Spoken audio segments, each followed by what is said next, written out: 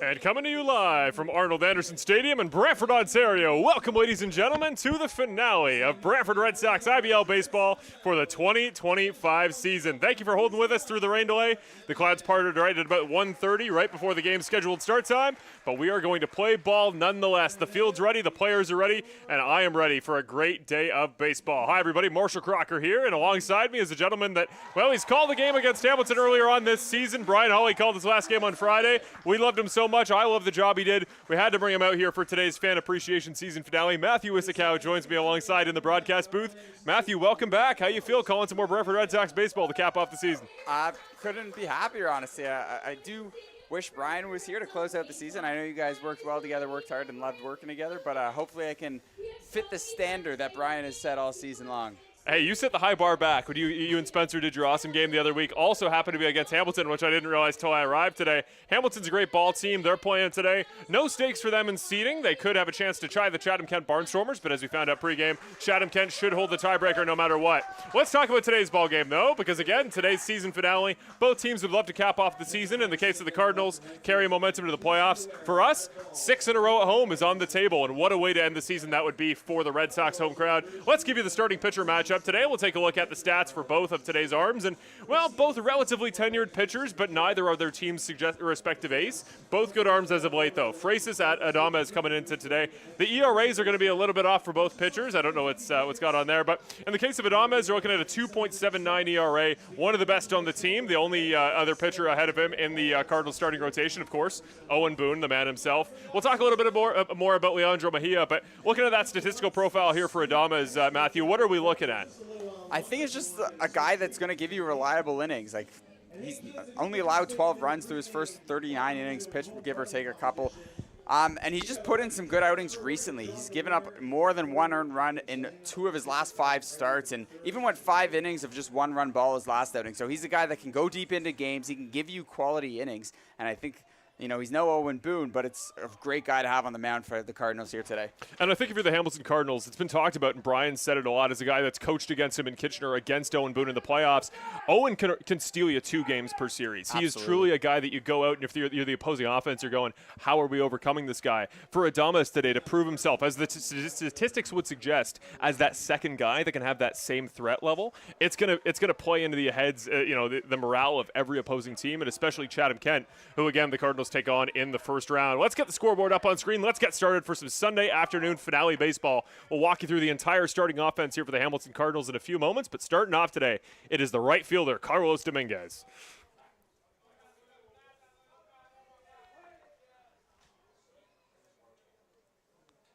He had taken a quick moment to settle himself for his first pitch of the start. Kicks and deals. First pitch of the day, right down Main Street for a strike. Dominguez showed a little bit of bunt, but checked up, 0-1. Yeah, it didn't look like he actually wanted to bunt. It just, I don't even know what the signal would have been there. Show it, pull it. It's just happy to take the first pitch, and Mejia is more than happy to take that first free strike. Second pitch. Right down Main Street again. Scott Cameron puts him up 0-2 here early. Scott Cameron's going to be the home plate umpire today. Steve Knights returns from Friday night. Today he's at first base. And Chris Marco, today's third base umpire. At the risk of an announcer's jinx, he's had some luck against Hamilton this year, didn't he? He started that game a couple weeks ago, went 3 strong innings, not allowing an earned run. So looking to pick up from where he left off. Yeah, Mejia, a late season addition here for the team, certainly as a full-time starter. Like many pitchers on the team, was brought in as a relief arm. Has taken over starting duties. Here's the 0-2. A little bit wide off the plate. Can't quite be gloved cleanly by today's catcher, Cassidy Watt, for the first time in a number of weeks, the full-time catcher. He's back behind the dish today. Great to see number 15 capping it off in the spot that I think many of us think of him in. And, of course, his episode of Red Sox Report went out on YouTube just yesterday. The 1-2. That ball well struck. Dominguez, left center field. Tracking out for it. Neither guy can get there. Both outfielders, really good reaction time, really good range, but neither can quite make it in time. That's Brody Black, today's center fielder. Couldn't quite get to that one. It's a really good piece of hitting to stretch out to the edge of the plate, make solid contact with it, and it wasn't overly hit too hard. He got just enough of it that it dropped before either outfielder could really get in the area to try and make a play on the ball. Well, here is Tyler Duncan, the center fielder, a fan favorite for the Hamilton Cardinals faithful, and defending two-time back-to-back IBL Home Run Derby champion. This year he did it at home in Hamilton. Small lead for Dominguez. Here's the pitch. Shows bunt, does bunt, bunts it up and over our heads, into the crowd behind home plate. Free chocolate bar waiting for a fan that goes to acquire that ball. Let's take a look here at the starting offense for the Hamilton Cardinals today. We've already seen Carlos Dominguez, Tyler Duncan up. Brandon Nickel, Jaden Brown, Yolki Pena going to be the first five. Nico Kakados, Matt Hildebrandt, then the catcher Russell Young, and the second baseman Drew Lawrence going to round off the offense today. A promising offense that features pretty much every piece we'll probably see in the playoffs for the Cardinals, Matthew. Absolutely, and those top few guys in the order, the Duncan, Nickel, they both really struggled a couple weeks ago here against Brantford, and they really relied on the bats of Jaden Brown and Nico Kakado. So, you know, you're never going to stop the big stars forever, but when you can rely on the guys below, like a Pena, like a Kakados, like Jaden Brown, it really rounds out a 1-9 lineup like the Cardinals have. Yeah, one of the big talking points today is going to be the field condition. I think we'll see as today kind of evolves what batted balls that are put in play on the ground level, how they kind of result. Today could be a very good day for an offense that, as we see the quick attempted pick on Dominguez on first, still 0-2 to Duncan, that it has really been an offense for the Cardinals that's been very power-based. They're kind of the opposite of Brantford, who relies on batting average, a lot of steals, a lot of small ball baseball. The Cardinals like to swing and swing hard. This season, though, Arnold Anderson has not been a great place to hit long balls. We'll see how those Hamilton bats deal with that today. Dominguez goes, ball on the inside. He's going to get it for free as the ball from Mejia barely clips Duncan in the shin. Going to register as a hit by pitch. First two base runners both on. Yeah, like you mentioned with the field, the ball is going to bounce differently. It's going to take weird spins. It's going to be all about having the fielders have the ability to make difficult plays today. So I think in that aspect, I kind of lean that this favors Brantford, but some wild stuff from Mejia off the start. The first two pitches were great, found the zone, and since then he's not exactly in the rhythm you would have hoped he'd been in for the season finale here. Well, just dealt with the lefty, Tyler Duncan, who's been hit by a pitch. Here's Brandon Nickel, right-handed shortstop. First pitch, wide side. Off the glove of Cassidy Watt, having trouble gloving the baseball on that wide side. Both base runners will advance, but they'll check up on second and third. No run as of yet. And you got to think that's a pass ball. Wasn't too far away from Watt, just couldn't get a glove on it. I'm wondering if it's been so long with him away from, not catching, because he's been all over the field here for this Red Sox team this year, whether there's just a brief adjustment that he's going to have to make here in order to kind of regain that footing from the catcher position. Yeah, one of the talking points is always reps as a catcher and the importance of both balancing your physical condition, especially on your knees, but also dealing with the time away. And we've talked a lot about continuity, Brian Hawley and I, and one of the major advantages early in the season was that Cassidy Watt and all the everyday starters, they had a great rapport because they had more or less done every game together. Cassidy is always the back catch for these new pitchers trying their first stint in Brantford, but now a lot of guys, including Mejia, may have only spent a lot of time with Savage. So we saw there the quick check to make sure they had their signals on the same page, check their communication, and that may happen. It's one of those things that Watt, probably the best everyday catcher on this team, but repetitions and continuity are very important. Here's the 1-0. Right down the middle, that ball well struck. Out towards right field by Nickel. Under it is Tebbett. He'll try the throw back in. Dominguez hustling for home. He'll get there, and the throw not in time at third. The Hamilton Cardinals, in the very first inning of their season finale before the playoffs, on the board early. It's Brandon Nickel with the RBI single. Quick start there. A well-hit ball once again off of Mejia, this time finding the glove of Tebbett. But a quick start here for the Cardinals. Still a runner in scoring position, looking to make it 3 consecutive wins for them as they continue with a guy that just really hit the ball well the last time he was at Arnold Anderson Stadium with the Jaden Brown up to bat. First pitch there, right down the center to third baseman Jaden Brown. Quick correction, that will be registered as a sac fly. Tebbett did make the catch. He's today's right fielder. We're going to take a look at a few moments at our Brantford defense for the home side the final time this season. Here's the 0-1 to Brown. Right down the middle again. Very hittable ball, and it is hit. Brown puts it past the infield. Going to be fielded by Black, and the run comes home once again. That's Tyler Duncan after the hit by pitch all the way around to put Hamilton up 2-0 early. Just the 4th outing this year that he's given up an earned run. The first outing all year, he's given up multiple earned runs in the same appearance, not even just start. So a tough start to this game for the Red Sox, who really have gotten much better pitching here towards the late stages of the season. Very much so. They've shortened the rotation. They've shortened the arms. There's only two real relievers you really see. It's more or less, it's just whatever you consider Arbach and then De La Cruz, who we should see later today. First ball in on the low corner, and right now early on, he's just putting a lot over the heart of the plate. And what is so different than Friday, where we saw that zone that many of us remarked was very small, it was very pinpoint, yet a small range to use. Early on, Mejia's gotten a couple favorable calls here on the outside. So if I'm him, you want to test the outside corners of that zone with a little bit more breaking stuff. Here's the 0-1 to Pena. Pena, that one struck. Just barely catches the fencing. Comes back down. Foul ball for 0-2.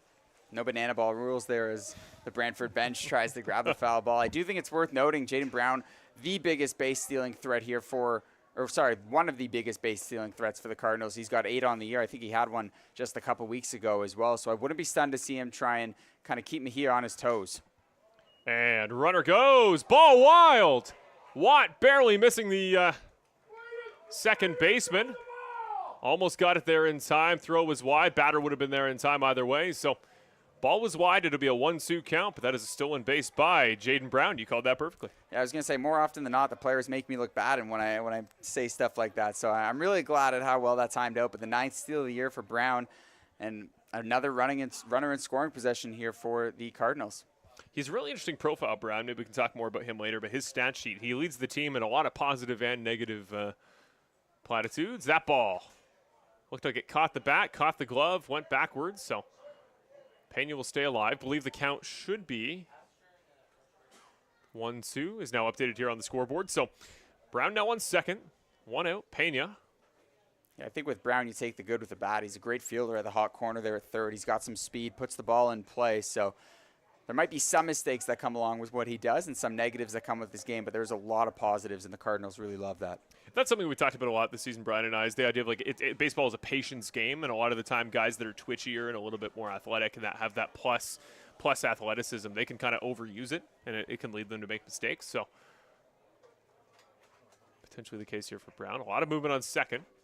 Swing and a miss from Yoelqui Pena. First strikeout of the day, second out of the first inning. And, well, Mejia, who struggled there, put 2 on the board early on for the opposing side, starting to work his way back. Nice momentum gainer there. Yeah, and I do think it's worth noting, it's not an easy spot for Mejia here, because he went through his whole warm-up as if the game was going to start at 2. And then he's got to stop. He cools down. He's casually warming up here and there throughout because, as you said, we had the lengthy hour rain delay. And to kind of find his spots consistently, it's going to take almost a bit to get back to where he was just before that 2 o'clock start time. Potential optimism then for the Red Sox home crowd for Francis Adama is potentially having the same issues for the Cardinals. Starting side, that ball in the dirt for ball 1. This is Nico Kakatos, the first baseman. Yeah, Kakatos, the top average guy on this high-powered Hamilton roster, hitting .327 on the year. Yet to hit a home run, but like you said, he gets on base. He walks almost as much as he strikes out, puts the ball in play. No strike there. Ball going to stay a little bit high. Cameron's going to give it to the batter, 2-0. Yeah, I'm not too sure where that missed either. I wasn't too sure, but I think we've seen the ump be pretty generous so far today. So I'm going to tend to give him the benefit of the doubt. Here's 2-0. Right down the middle of that one, definitely high above the belt. So 3-0 count here to Mejia, who seemed to find his spot. His issue hasn't been hitting the zone today. It's been putting hittable stuff right over the heart of the plate. I think he's now trying to experiment a little bit with where the wide corners are. Yeah, and you mentioned that he's not like a true starter. He's not going to go 5-6 innings for you. And you take a look at what that pitch count's already at. This is his 20th pitch of the game. Oh, right off the back of the batter. I think he was trying that inside, maybe trying to get a choked up swing there from Kakatos. Going to put it in the back, and Mejia, who's always, like we talked about with the stats, very steadfast at preventing runs. Early on here, he's given the team a lot of chances to both, base run against new catcher Cassidy Wan, who hasn't back catched in a couple weeks, but also, ground balls in play. You got to think those are going to go the way of the offense today because of the unpredictability in the field. You just want to limit base runners. We'll see if he can do so here with Matt Hildebrandt, the DH today, up batting 7th.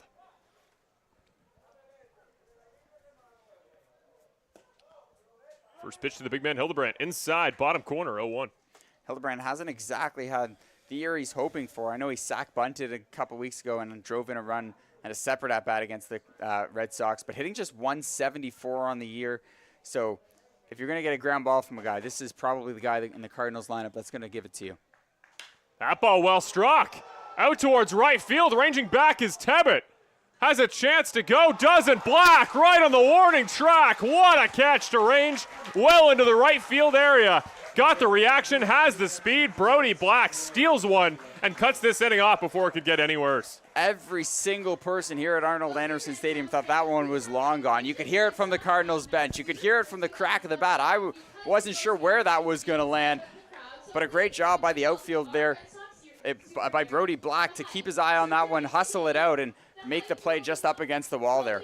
Graham Tebbett, a great, everyday option to substitute in there at right field, but just that range that Brody Black has, even as one of the smaller players on the team, one of the shorter players, to get out there and not only, get to the ball, but he often has catches like that on the warning track where other guys are still over the shoulder. The catch probability is a little bit lower. He manages to get his back to it, make it a body catch more than anything, and that's why he is so exceptional at his position.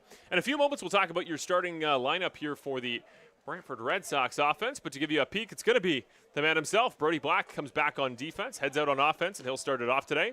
Ren Tachioka going to be hitting in the 2 spot today, and keep an eye out there, Brantford Red Sox and IBL fans in general, especially Chatham Kent fans. Evan Morrison leads the league in batting average into today, .422. His last game of the season was yesterday. If Ren Tachioka can go 5 for 5, he should win the tiebreaker on countback and be your batting title champ for 2025. But a good offense. Francis Adama is really good pitcher. Matthew, I don't know where the odds are for you, but 403 to 422. It's a big jump. You'll see the offense scrolling now. Yeah, it's listen, 5 for 5 is no easy task, but Ren Tachioka is just an on-base machine, and he has been all season long. Dangerous guy in this Red Sox lineup, and I really like how they put him just in front of Chris Ortega. You put your 2 most lethal guys back-to-back, just so there's no easy out here for any Cardinals pitchers, specifically Adames here early in the game. And one interesting note is before we talk about Francis Adames is many will wonder, as Brian and I did earlier on in the season, well, why isn't Tachioka leading off? He's the fastest player on the team. He's a prototypical leadoff hitter. I think the philosophy by Terry Smith since he's come in has been you kind of want to have some level of wraparound offense in a way that you don't want to just standard best to worst in terms of offensive production so that by the time you get to the bottom of the lineup, you likely don't have much on for your leadoff hitter. I think the idea is in terms of speed with guys like Vayu and Tebbett, who are going to be at the bottom of the lineup today, you want kind of a middle ground for speed in front of them where, Brody Black can kind of fill in the role. He's somewhere between Tebbett and Tachioka in terms of on-base speed. And often this year we've seen Tachioka get kind of gridlocked. And Brody Black can serve as kind of a nice middle ground where Tachioka's not running behind Tebbett's a great athlete, but, a relatively slower player. I think it just gives him a little bit of a buffer, and that buffer came in huge hand a week ago on Sunday against Guelph. Remember that game-winning walk-off. He's not in that position to get that extra bag if he's batting leadoff in the lineup. So that's, I think, the idea. Francis Adames, though, is going to get his first pitches of the day, and like we said, trying to be optimistic for the Brantford home crowd. Mejia might have been having some trouble in terms of preparation today with the delay. We'll see how Adames has readied himself up for this situation, bottom of the first. Yeah, there's a big mental adjustment. You get all ready to go, and suddenly, you got to wait an hour. Your body, your mind, it kind of resets. So to build back up to where you were prepped for that 2 o'clock start, it's no easy task, and we'll see how Adames adjusts to that. Adames as well, you got to think a guy that's going to pitch pretty early on here in the Cardinals playoff run. The 0-1. Just a little bit too far on the inside corner. Evens it up against Brody Black, today's center fielder. And we talked about how good Boone's been, but I think it's worth noting how good Adames has been recently. His last three outings, he's gone 12 2/3 innings, striking out 19 guys and walking just 2. That ball well struck past the infield, right between the gap at short and third. First base runner of the day on the first at-bat, and stand-up single for Brody Black, who did not record a hit on Friday night. Way to get back in it. Yeah, he's been great on base, just getting on base in general, hitting above 323 now with that one. He's walked 11 times this year. He's been hit by 11 pitches, so I'm sure he's been icing all summer long, but he's a threat on base to steal some bags as well, so it's not going to make life easy for Adames trying to deal with Tachioka at the plate while having to focus on Black on first. Chris Ortega now warming up there. First pitch. Inside, going to be a ball. Tachioka shows bunt, no contact, and You're right there, Matthew. They're already taking a look. Brody Black getting some eyeballs from both the first baseman and the starter. Yeah, and Black had a pretty good lead there to the point that they nearly threw him back to where Russell Young probably contemplated throwing back to first. Sorry, I was trying to get that one out. Shows bunt, doesn't make contact, and it's right down the middle, so Adames finds himself even, 1-1. And one thing I really like about Tachioka's swing is he keeps it very short. So while that third baseman's in now to protect the bunt, he's not afraid to go opposite field because there's an opening there down with the third baseman so shallow. Relatively little shift in the infield. 1-1, that ball struck right at the second baseman for one. Tachioka legs it out.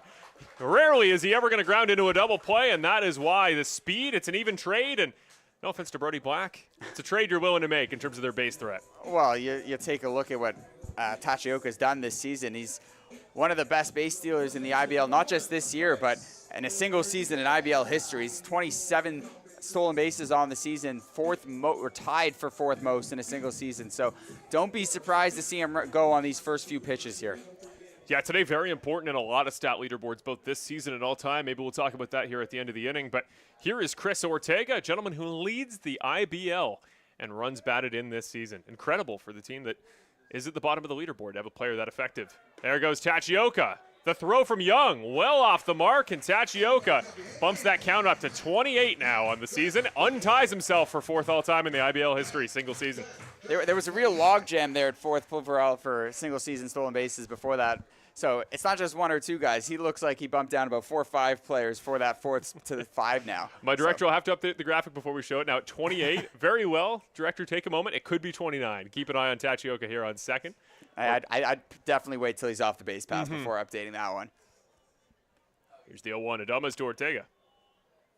Oh, hittable pitch inside. Nice movement back towards the batter. Ortega down 0-2. Hefty cut there, and he knows basically a ball that finds the outfield is going to score Tachioka at this point. And one of the leaders in RBIs for a reason. He puts the ball in play very efficiently. So the 0-2 for Ortega. Tachioka about 2.5, 3 steps off second. The pitch. Swung and missed on. Nice downward break. Movement to the outside. That'll be the first strikeout of the day for Adames. And that's a big one. You can take out the league leader in RBIs, who's been so good this year for the Red Sox with a runner in scoring position. Now 2 outs. You've got a chance to get out of this one without giving up any damage. A really good spot for Adames here. Hitting fourth today, it is the most recent guest on the Brantford Red Sox Report, Mr. Cassidy Watt, a gentleman who, on that very show, he promised 4 games ago he would hit a homer at home for me before the end of the season. Well, today is his last day to make good on that promise. First pitch wide off the plate, ball 1. Now on deck, Jacob Cantor going to be hitting in the 5 spot today. Today's shortstop. Well, now we got to see a Watt home run, right? Did he call which outfield slot, where it's going in the outfield, or just told you he's going long? He didn't. If I had to guess, we're pulling just to the maple tree, just shallow of that big tall fence out in the left that is a hitter's nightmare. Here's the 1-0. Runner goes. Tachioka off to third. Very close. Got there in time as Brown loses the ball in the transfer. Make that number 29 for the graphic. Director, keep your eyes open. I don't think he'll steal home, but if anybody in the league's going to try, it's this man. Yeah, I think it's safe to safely assume with 2 outs he's not going to try and steal home. But you know what? At 29, look at him. He's leaning over almost like he's ready to go. You always got to keep Adames guessing. So 2-0 now the count to Watt. Here's the pitch. Oh, well up high in the face of Cassidy Watt, who, well, since he made that proclamation on the show when we filmed a couple weeks ago, has yet to record a home run at home, but he does have a number of walks. He often finds himself in these situations now. Great plate discipline, which for a back catch, not often a skill set that is expected. Yeah, typically you're giving up some hitting when you have a guy that fields the ball so well behind the plate, but that's not the case with Cassidy Watt. In for a strike. Adames gets himself back on the board, 3-1. Still some clouds out there in the outfield. A bit of a breeze rolling through, but seemingly no promise of more rain. I'll knock on every piece of wood up in this room for that one. And 3-1. The pitch. Wide off the plate. There's ball 4. Cassidy Watt takes a free pass off to first. Going to put runner on the corners for Jacob Cantor. One of the more interesting hitting cases on this team. Loves to swing at the first pitch. We'll see if he takes more advantage of Fraises Adames. I think it's worth noting that Russell Young just saved a run by snagging that ball before it bounced past him, because Tachioka is scoring no problem with that. Instead, you just have Watt on first, and I feel like, personally, if I'm hitting right now for Brantford, I'm taking a couple pitches. Adames looks a little wild. He's missing high. He's missing low to the outside. Force him to throw a strike. Ball struck right back at the pitcher. The comebacker with 2 outs. He can just jog it over, and he will. They hold him to no runs. Fraises Adames gets away with 1, and what did we say? He loves that first pitch, but Cantor, unfortunately, missed the pitcher by a couple inches.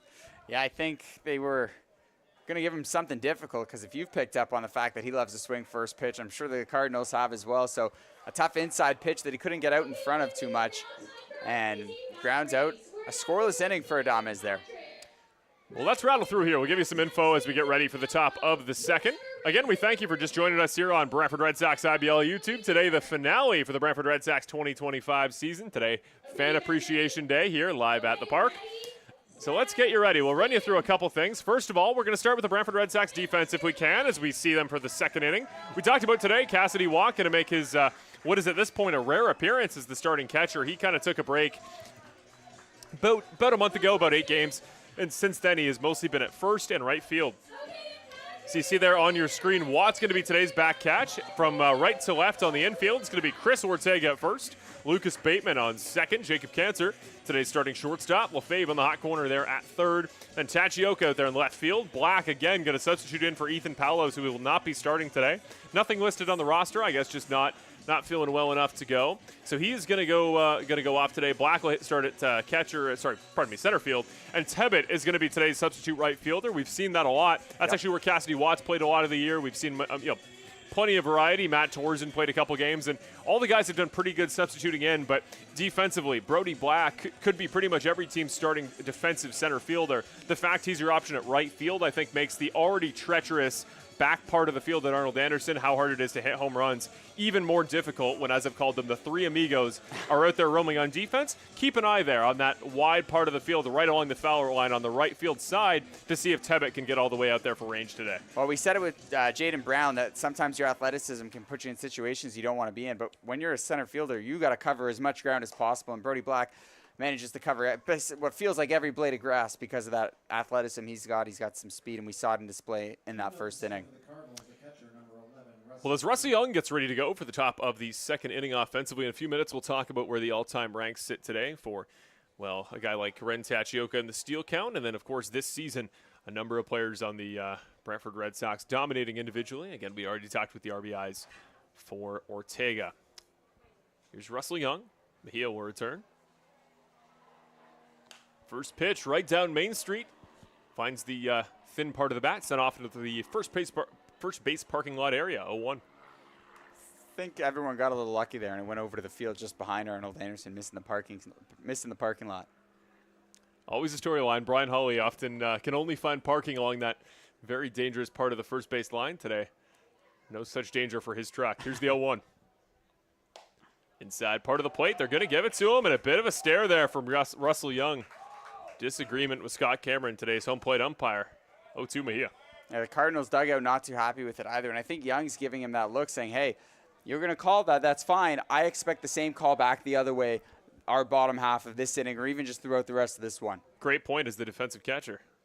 He'll see firsthand, swing and a miss there, no doubt about that one. Second of the day for Leandro Mejia.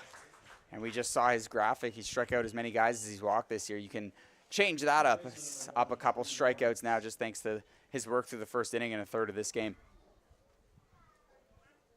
Now up to bat, the final bat in the offense for the Hamilton Cardinals today. Hitting in the 9 hole, it's Drew Lawrence, the second baseman.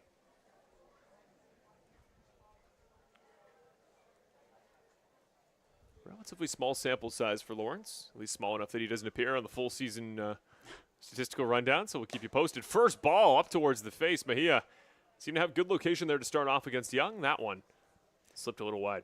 Yeah, so now that we found his stats, hasn't been pretty. He's appeared in 7 games with the Cardinals this year, just 2 for 19 with a 105 average. He does manage to draw a bunch of walks. He's drawn 5 walks this year, so can get himself on base. Just has struggled a little bit to do so. He's also the second straight batter here for the Cardinals to kind of object to an inside call from home plate. Showed bunt. The ball actually got in between his arms on said bunt and was still registered for a strike. So Mejia knows he's got something to work with on the inside part of the plate for these righties. Nice pitch there, right down Main Street. Mejia didn't seem to have a location in the first. It has come alive here in the second. And now because that inside zone has become a little bit wide, the hitters have to defend that inside part of the plate. So when Mejia comes back out to the outside, it's a tough spot for the hitters to kind of judge. Here's the 1-2. Great movement and back on that inside corner. He is not happy about it. A conversation will ensue, and if I'm Carlos Dominguez back up after singling in the first, I want to be very cognizant of what is being called on this inside corner. It's a great front door slider, though. Lawrence looked like it was going to hit him, so there's no way he can take his bat off the shoulders. The next thing you know, it's crossing just the edge of the plate. So just about the perfect pitch there from Mejia, who now has to try and get revenge on that first inning hit that Dominguez has. You see there on the lower third, 1 for 1 today. Dominguez 285 on the season. Good power, good pop. And don't forget Owen Boone's legendary no-hitter earlier this season. He made the clutch final diving catch out in right field. He's been a huge part for the Cardinals this year. He'll start 0-1 on the missed bunt. And typically those catches get remembered just like the no-hitter does. You can think back to the Jermaine Dye catch and the Mark Burley That's what I was going to mention, yep. Just years ago there, and kind of showing my age a little bit, although it's 06, so it really depends on how old you are watching this. But that's the kind of catch that I'll never forget. Here's the 1. That ball well struck. Dominguez, will it stay fair? Barely finds the pull. Home run for Dominguez. A rare pulled home run here at Arnold Anderson. Carlos Dominguez finds a way to clear the high fencing and left. And the Hamilton Cardinals, the inning didn't start off hot, but Carlos Dominguez opens up the lead to 3. You talked about his pop before he even came to the plate. This is a guy that really has some juice in his swing, and he put it all on display there. And no doubter in terms of power. Was still a little question whether or not that was going to stay fair, but it does. And a big run there just to kind of make sure that the Cardinals can continue adding to their tally. Somebody living here behind Arnold Anderson has a souvenir in their backyard. That one cleared the fence by about a country mile. You got to think, I think it's 360 out there, the wide part of left. That ball, well, could have been 380, 390. That's the first pitch in, low on the dirt for Tyler Duncan, who, well, the location problems we talked about in the first, Duncan was a victim, was hit by a pitch his first time up. So the big swing there from Dominguez, and again, should be noted just how few hitters, I've only seen 2 all year, pull a home run there to left field. One just short of the maple tree. That's the first I've seen over that high fencing right at the foul pole. And I'm sure as the homeowners back there, there's a little bit of fear watching these games. You might be watching off your back porch, but when you see a ball hit like that, everyone scrambles inside. 2-0. Nice slider to come back into the outside part of the plate. 2-1 here. And one thing I've noticed there about that foul pole backyard, those chairs you see out there, there's a number of chairs and like a futon set up in that backyard. I swear there's a new chair every week, every Friday night. So going with the family, they're advertising the fact they're out there. We should start counting them as part of the full-time attendance. Oh, absolutely. 2-1.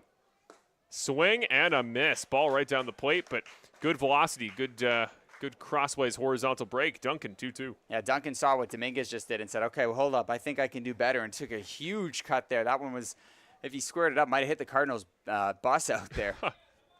Yeah, right field for the lefties, much more attainable. 2-2. That ball chopped foul. Out of range of the first base coach. The bullpen will have to bring that one back. Mejia. Count stays 2-2. Still 2 outs in the inning. Again, Cardinals now lead 3-0 in the second. Yeah, not the finest of work for Mejia to close out his season, but if he can get through 3 strong and limit it to just 3 runs through those 3 innings, I think you go home and you're not ecstatic, but you're pretty pleased with the fact that he managed to slow down this offense. One thing we noticed, we did a quick walk of the field there during that break at the rain delay. Very few pitchers seemingly warming up or really eligible to go today for this game. I think Brantford more or less wanted to go as far as they could today with Mejia. Probably come into De La Cruz in the late stages. Arbach potentially could suit up again for the second time this weekend since Friday. But for the case of the Hamilton Cardinals, you got to think their bullpen is going to be pretty hesitant to come out today with the playoffs later this week. You want to keep as many arms as you can for that first-round series against the Barnstormers. Yeah, absolutely. And I think you see that Adames went 5 his last start. You're kind of hoping he goes that 5-6 thing. Ball struck. Duncan out towards left field. Tachioka ranging back on the warning track. That one off the fence. Narrowly misses the maple tree. Almost became the second to leave the park here early. And Duncan is on. He slides in a double well off the fence, as close as you can come to a homer without finding pay dirt. Yeah, typically home run guys have power to all sides of the field, and you saw that on display right there with Tyler Duncan. And a low and inside pitch that he managed to square up and send to left center field off the wall. It's really one of the more impressive swings we'll see all day, and now a runner in scoring position for Brandon Nickel. Yeah, Brandon Nickel up here with base runner on second. Inning started off with back-to-back strikeouts, but since then it's a home run for Dominguez and a double for Duncan. The top stars here for Hamilton providing their value. Swing and a miss there on the first pitch. Break well off the plate. Nickel swings 0-1. And Nickel's no slouch in the plate as well. He's hitting above 300, 7 home runs, the same amount as Duncan. So he's leads the team in doubles. He's really a guy that could do some extra damage here for the Cardinals. Mejia, the 0-1. Got to step off. Take time. One of the things we talked about here with a lot of the veterans in the IBL is the importance of controlling the pace, not being too urgent. I think that's the best thing you can do for Mejia here. Where you showed great stuff. We know he's got the plate. When he starts to heat up, he can rack up Ks like it's going out of style, but he's starting to show some weakness here in the late stages. We need to lock this down. 0-1. You're going to appeal the first. No swings as the first base umpire. Steve Knights, 1-1. And as much as I think these teams would like to save their bullpen, I think the rain delay is going to kind of force them to use it a little more, because these guys have thrown that many extra pitches with how many times they've had to revamp and re-get ready to start this game. So Mejia, well, he's thrown 40-ish pitches during the actual game itself. He's probably thrown closer to 100, 150 just based off his warm-up. That ball well to the inside there. Nickel doesn't go around, and Cameron is going to give it to the batter this time on the inside. 2-1. Jaden Brown now on deck. An RBI single, then a stolen base in the last inning. It was a sac fly RBI for Nickel last time he was up. Here's the 2-1. Oh, looked at second. Bit of a late rotation to check on the batter. I heard somebody yell balk from the Cardinals dugout, but I don't think the umpires will agree. Yeah, I think everyone heard that. That was a loud balk call from the Hamilton dugout. There was one. It went the way of Brantford on Friday nights. I'm sure at this point in the season you'll take whatever you can get. The 2-1, Mejia to Nickel. The pitch. That ball struck back into the fencing. All twos on the scoreboard as Jaden Brown comes out to check on it. IBL All-Star bat boy Emmett Cooper had to grab the ball. And that's why you're so glad there's a fence in front of you. I don't know if you caught that, but you heard a lot of oohs and ahs from the fans. Semi-worried that ball might get through. We've had a couple scary pop-ups, including one that almost hit my own parents earlier in the season, so I'm sympathetic to their cause. Marshall, we love you. It's just not safe enough for me out here. It's truly not. It's been a pleasure. Mejia puts that ball high, full count, 2 outs. Matthew still in the booth. And that's a big pitch here. Like I said, Jaden Brown's had a ton of success against Hamilton this year, and you got to wonder with the Cardinals as well. They've seen a bunch of Mejia over the past few weeks, so how much are they really getting familiar with his stuff, what he throws, when he throws it? That's a great point. Full count. Swing and a miss will end the inning. So Mejia holds them to only one. That big home run from Carlos Dominguez. The solo homer, luckily for the starter, but Dominguez absolutely clobbered that baseball. That push home run out towards, somehow over the fencing, that high fence. For those that don't know, think of the length of a normal fence here in baseball, including the cover pad for fielders to go over and field the ball. It is 3 times higher than that standard fencing, the fence that Dominguez hit that baseball over. But let's take a look here. We were talking about the stats all time in a couple different ranks. Let's take a look at where your favorite Red Sox, namely Tachioka and Ortega, rank in the league in a couple categories. Let's start it off with the all-time single-season steals leaderboard. And this has changed since the start of the ball game. Ren Tachioka now up even higher than when he started. You'll see here, Brandon Nicholson, the all-time lead with an absolutely absurd 48 single-season steals. That was 3 seasons ago. Of course, the and Jackfish this year more or less cloud out the entire top 10, only fitting as well that Gio Morello would feature there at 3. He's been exceptional this year in that category once again. Rob Nixon, 1991, the oldest entry in the top 10 on the list, back in 1991, 39 in that season. But there you go, Ren Tachioka with the 2 earlier in that first inning, now moves up to 29 in a single season. He's got 7 to go, Matthew. I don't know about, making up 7 in the course of a ball game. If he gets on the base that many times, he's probably also won the batting title by that point. So it would be quite a big day if Tachioka could chase down 36. But 4 other players were previously tied at 27. Let's check out this season, the Summer 2025 Top 5 RBI leaderboard. And we'll keep an eye on the Welland side of this as Robert Mullen and Mateo Portolato both playing today in a game against the Kitchener Panthers. But Robert Mullen is the next up, as well as Garrett Takamatsu there for the Royals, both at 39.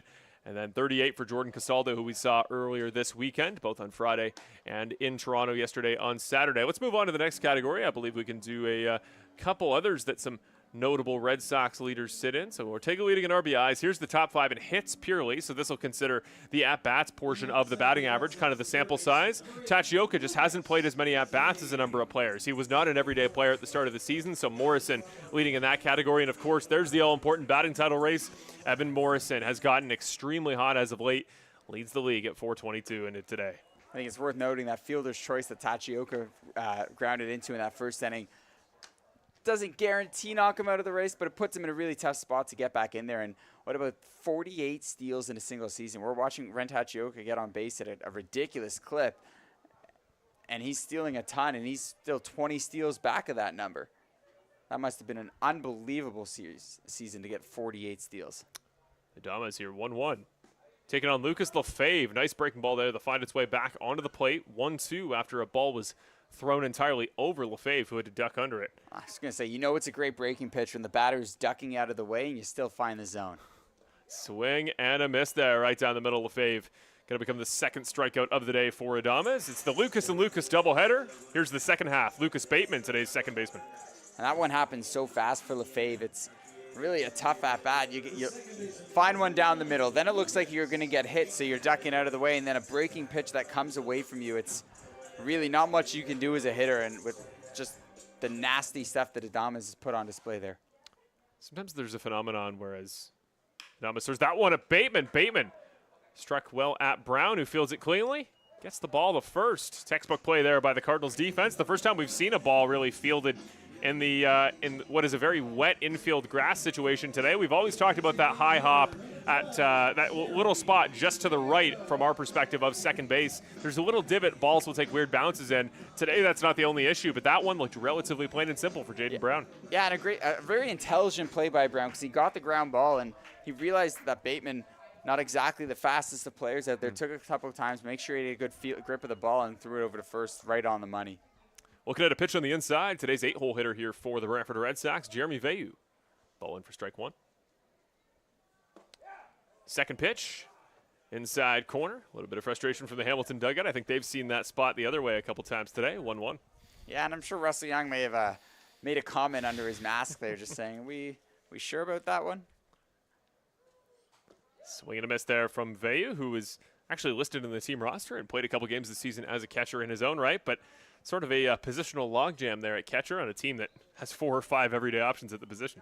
Yeah, and you find ways to play the best guys, whether you got to shuffle them to the outfield, DH them, and another K from Adames. What an inning. Called strike 3 there for Francis Adames. What a start here through 2 innings. We talked about potentially, are there going to be some discomforts there with the extended warm-up? How many extra pitches will he have thrown? It's hard to tell at this point because already 3 Ks in this ball game.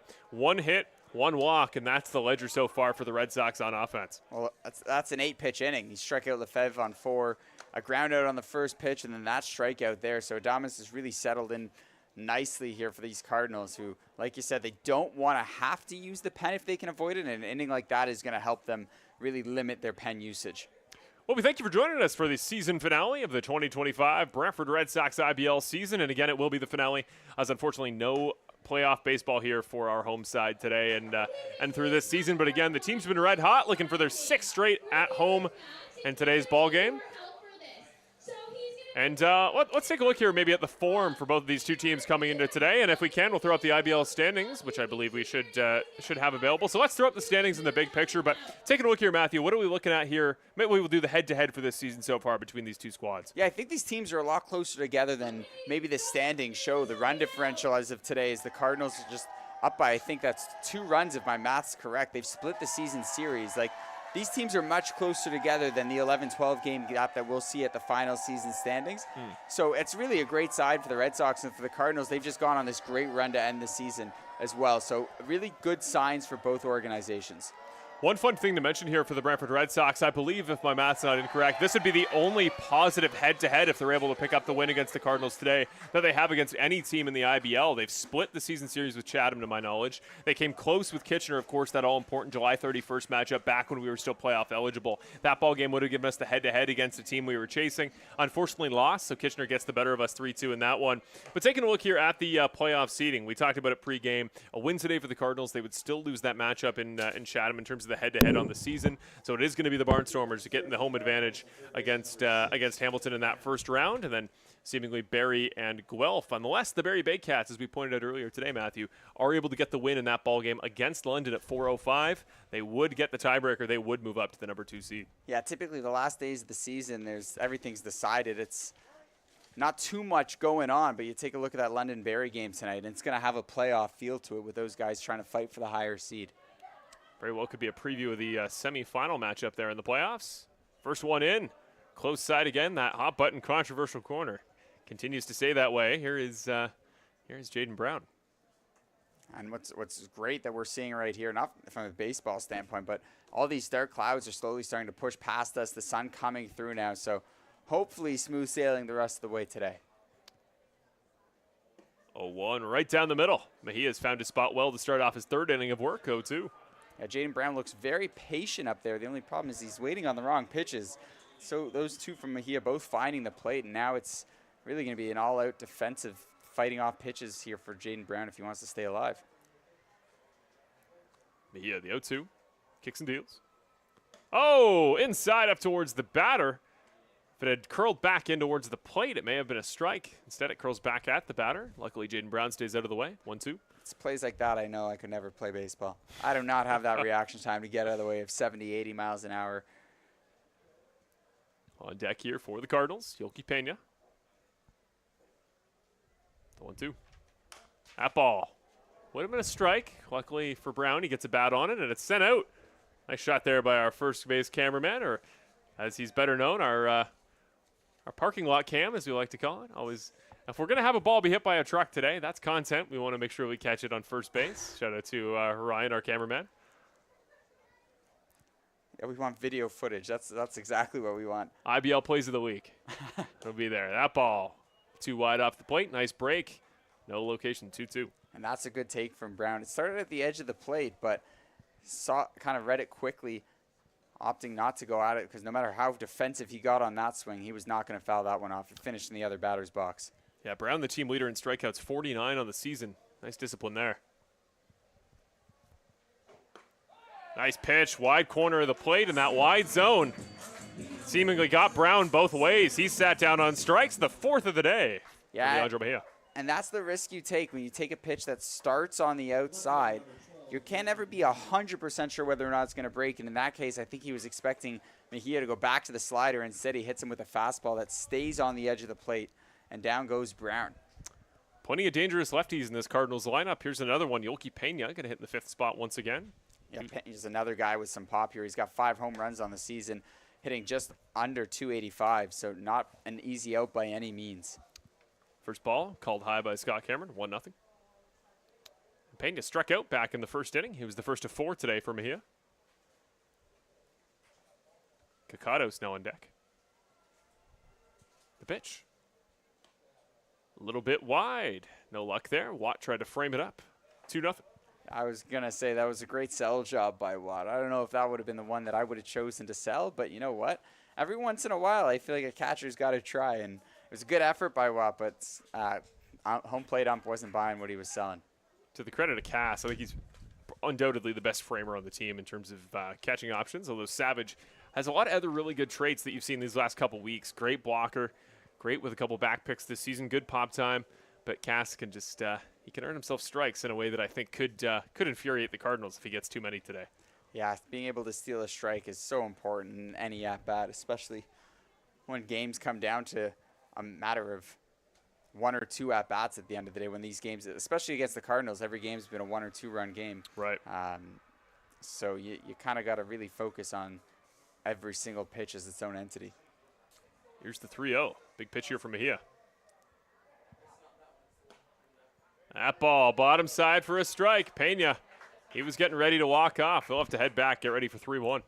Yeah, the Cardinals haven't seemed to necessarily agree with the home plate umpire's zone here today. And Pena thought he had ball 4 there, took a couple strides towards first base, but not the case.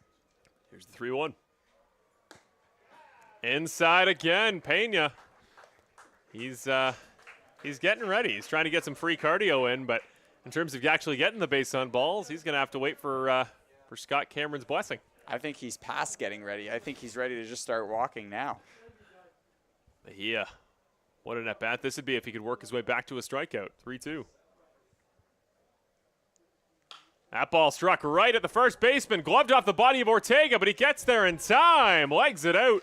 Out number 2. What an interesting at-bat that was there, and Pena took the helmet off with some frustration there. That's a really good defensive play by Chris Ortega there at first base. We've been talking all game about how difficult it's going to be to read these ground balls, and he recognizes that, so he gets down in front of it almost like a hockey goalie. Exactly. He gets down on his knees, makes sure he pins it down, picks it up, and realizes he's got enough time to outrace Pena to first, and does just that. A really good defensive play from one of the leaders of this Brantford team. Here's Kakados. Oh, first pitch. Might have grazed the fibers on the jersey, but didn't quite hit Kakados. And Kakados is well familiar. He was hit by a pitch back in the first inning. I mean, he was pretty unhappy with himself there. Obviously, Kakados turned around a little upset. You never want to get hit by a pitch. But Mejia turned around and seemed to be talking to himself as he walked away from the mound. Took an extra little second to kind of regroup based on where he was. I don't think he's happy with where he released that ball. Owner-manager Terry Smith came right out of the dugout to say something there. TL over to Mejia. The 1-0, now the 2-0, but this time away from the batter. Wide side, bottom part of the zone. Wind's starting to pick up here at Arnold Anderson. The rain may be gone, but the weather ailments are not. Feels like I'm in one of those, those arcade games where you're trying to grab money left, right, and center. That's what I'm trying to do with all my papers flying all over the place. Finally in the strike zone. It's that close side again. Kakados still up 2-1 here against Mejia. One of our team's stats is sitting over in the long gone scorekeeper's booth, so I'll have to rely on our graphics makers today. That ball struck well. It's playable there for Black. Black ranging forward for it. Lets it one bounce. Couldn't quite make the catch, and Nico Kakados, after what was a stressful first couple pitches, stand-up single. Plays like that are so difficult for outfielders and even infielders. It's a jam pitch, just gets enough of it to pop it into the outfield, and that's the kind of play where the outfielders and infielders typically collide, but just dropped a little too far out for anybody. And you can't blame Brody Black for playing as deep into center as he has today, because we've seen the power potential of the Cardinals bat. No better example there than Duncan's long double, and of course Dominguez's home run. So understandable. No, and even Hildebrandt made some great contact his first at bat, to the point that was the most excited the Cardinals bench had gotten all day. That's a great point. Here is Matt Hildebrandt up for the second time. He flew out there, but deep fly out back in that first inning. He's up today with Kakados on first. If I'm not mistaken, he hit the warning track ball that Brody Black had to run with basically half the field to get to. That ball low corner. Beautiful pitch there by Mejia. 0-2. Looking for his 5th K through 3 innings. Kakados not showing much of a lead there on first. And getting out of this one unscathed would be quite important for his outing. Nice break, just a little bit too wide off the plate, but when you're up 0-2, you have time to experiment. Yeah, you got a couple pitches, not necessarily to throw away, but to have Hildebrandt thinking one thing, and then you come back with this breaking pitch going into him rather than a fastball up high. But up at, I think that's 60 pitches. I have a bit of a glare on our monitor, but Nearing the end of the outing for Mejia. And a miss. The quick courtesy tag from Watt and make that 5 Ks through 3 innings for Leandro Mejia. You're absolutely right. I believe the count in the end will go to 62 through 3 innings. And the golden number, Matthew, that we always talk about, Brian and I, is about 15 pitches per inning as a starter. If you're looking to go deep or at least 7 innings, you want to hit about 15. Well, he's up there towards 21. So we'll see how long Mejia goes. Nobody has even got anywhere near the bullpen for Brantford, and he's looked good. I mean, the big knock on Mejia is always the consistent location, where in equal parts, you know, the batter doesn't know where the ball's going. It's why he's so dangerous. But sometimes Mejia doesn't quite know where it's going to end up, and in that regard, he's a bit of an interesting profile there as a pitcher, but he's dangerous for that very reason. It's the reason he's top of the everyday players in ERA. Yeah, those wild cards are just that. They're a wild card. You never know what you're going to get from him, and he knows he's got great stuff, and he's not afraid to throw a little riskier pitches here and there, but the stuff is just so good that when it's located well, it's near impossible for a hitter to really square it up, and we've seen it today. They've gotten a hold of a couple, but a lot of them have been lob shots into the outfield or jammed hits, grounded out. So a much cleaner last few innings than we saw in the first from Leandro Mejia, and I guess with nobody warming up in the pen, they're hoping he can continue to find that rhythm that he's currently in. One thing you'll love to see, too, from Brantford in terms of personnel is the acquisition of guys with a lot of tools, both on offense and pitching, because, again, it's well understood around the IBL that the Brantford Red Sox are in a full rebuild. They have been for a couple of years, and one of the best ways to start a rebuild, and the reason why first overall or very high picks in sports are always so valuable, is because often you are drafting for tools. You're drafting just like ultra-high ceiling physical athletes that can then pick up those skills and those intangibles and become true game changers. And I say that as a Buffalo Bills football fan, a guy like Josh Allen. That was my first thought as well. A guy like Josh Allen, for example, a couple years ago to Wyoming, the question is his production. The question is all these questions related to his personal understanding of the ball game. But he's just this freak physical athlete that has the potential to do things nobody else can. And that's why guys like him, like Cassidy Watt, if you look at his profile back to college, you're just projecting what's the ceiling. And the ceiling for so many of these Red Sox is so high. That's why, like we talked about earlier, Ortega and Tachioka towards the top of the league in categories, in the same way that even guys with smaller sample size like De La Cruz, like Mejia, may be at the top of the league in some of those leaderboards had they played the full season. Well, back to your Josh Allen example. I was so anti him. I was like, this guy can't hit the side of a barn. I can't believe the Bills just drafted him, and look at him. So that's why you go tools. And offensively, the Red Sox have really found some guys that can do some damage this year. Like you said, in Tachioka and Ortega, it's real building blocks for the future. Bit of a discussion here with Graham Tebbett, the final batter in the offense today for the Brantford Red Sox. Bit of a chat there with Scott Cameron, as that ball, I think, did hit the shoulder, but I think they agreed it was part of his swing exit. That one well struck, but is struck all right into the bullpen. Nice catch there by a Hamilton Cardinal along the fence. Holy cow. You never want to cheer for a road team if you're at a game as a fan, but it's plays like that would get me out of my seat personally. When leaning up against the fence, goes back with one hand, that's a great play.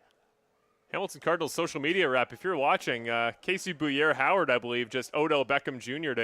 a baseball. That better be in that IBL top 5 we mentioned earlier. Yeah, I know the Ticats have had a great year, but they I know they struggled yesterday and lost against Saskatchewan. So if they needed a wide receiver, they've got one right here. He's got great hands. 1-2 here, the count now to Tebbett. Still in the ball game, Francis Adames. Here's the 1-2.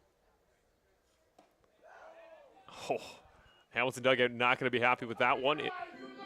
Inside edge, 2-2, and Tebbett has been red hot here as of late. Last weekend, big home run. He's producing RBIs, and we talked about it on Friday. It was actually the bottom 4 of the order who was doing the bulk of the offensive production. That included Tebbett, who was 2 for 4. Yeah, you need the 1 through 9 consistency, and when the top 4 or 5 don't have it, you got to be able to rely on the bottom 4 to get the job done. And Tebbett, like you said, is heating up lately. And this is the all-important spot where we talk about lineup composition wrapping back around. If Tebbett can get on base here, either with a hit or a walk, the best part of the lineup, at least in terms of getting on base, Black, Tachioka, Ortega, all here to come. And you mentioned how they want to spread out the speed a little bit just so there's no logjam. But right. Graham Tebbett's not afraid to steal a base. Had one on Friday. He's got 6 stolen bases so far this season, so he's got deceptive speed. Oh, swing and a miss there from Adames. Nice pitch. Nice pitch on the bottom side. Tebbett, great job there to work himself back into a competitive count, but is sat down on strikes. Adames is 4th of the day. Yeah, Tebbett also a little bit prone to the strikeout. He struck out 24 times this year now in 28 games, but a really quality AB to even work that count down to 3-2 as he fell behind 1-2 early in the count. So obviously not the end result you're looking for, but just, again, with where this Red Sox team is, you want to see progress from all your players, and that's just a great at-bat from Graham Tebbett. First pitch to Brody Black. Nice kind of hybrid. He's got like a 2-seam, 4-seam movement on his fastball. Trying to see exactly how he's gripping that, but here's the 0-1. That one Black catches up too, but it is chopped foul right to the third base coach. A lot of nice catches today by members of the staff. Oh, that ball right in the puddle from the pregame. That one may be unusable. 0-2. You want to talk about maybe messing with your opponents. You got to wonder if he threw that directly in the puddle to splash some of their... No, I'm just kidding. I'm just messing with y'all. The entire first 3 rows are in the splash zone if that ball gets pitched. Here's Adames. The 0-2 is to Brody Black. Oh, high ball. Really good movement again, though. It's that mix of velocity and break that is so difficult as a hitter to catch up to, even once you've seen it like Black has about 7 times now. Yeah, it's not an easy matchup for anybody, and especially when he's grooving like he's been throwing today. He struck out 3 of the last 4 batters. Here's the 1-2. Up high, on the hands, 2-2. Black working his way back like Tebbett did. Working the count is so important here. It's really been a smooth sailing outing so far for Adames, just 35 pitches through 2 1/3. If you want to get to that Red Sox bullpen, which is so important, you've got to work these counts. Oh, that ball low in the dirt. Blocked well by Young, but nobody on base to take advantage. 3-2. No, but that's another great play by the catcher. Again, it wouldn't, not that it would have mattered, but you like to see that your catcher is able to square up the ball, ready to pick it up if there's someone on base. And despite it being game action, that's a great rep for Young just in general. Mm-hmm.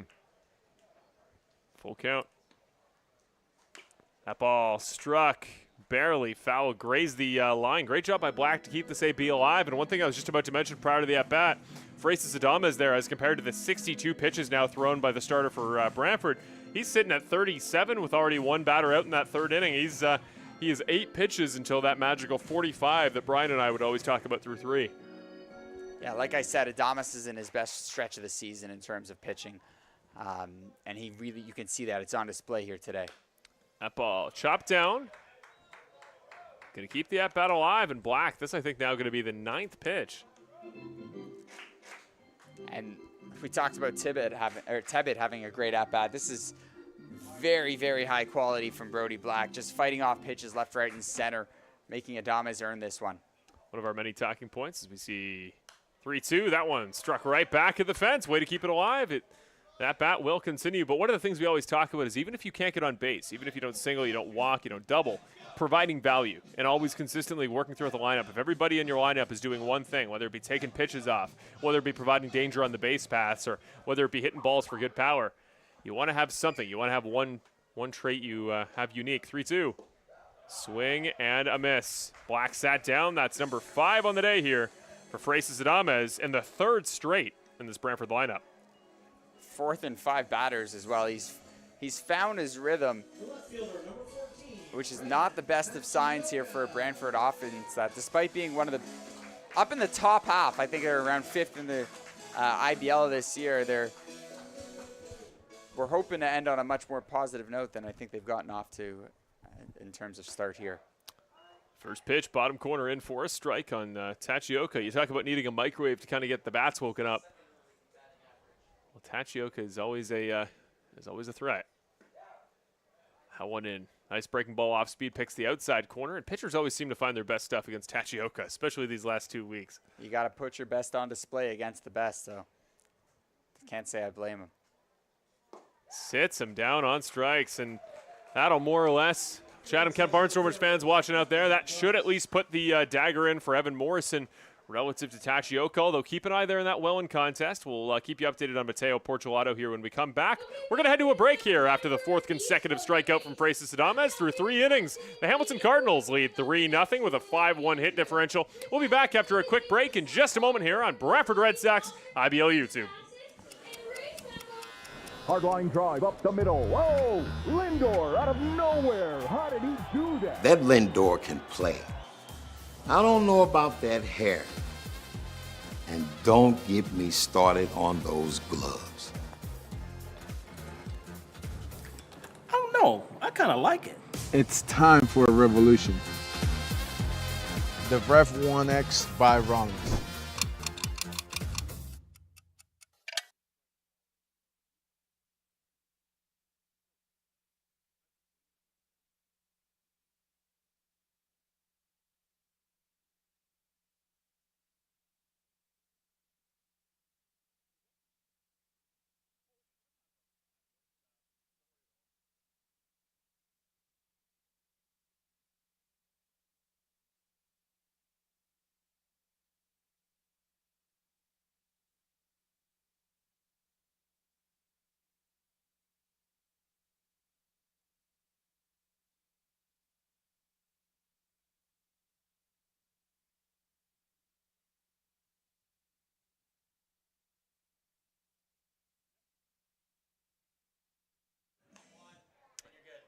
And welcome back to Brantford Red Sox IBL Baseball, live here on YouTube. Marshall Crocker joined alongside me, Matthew Issacow, and through 3 innings, it is for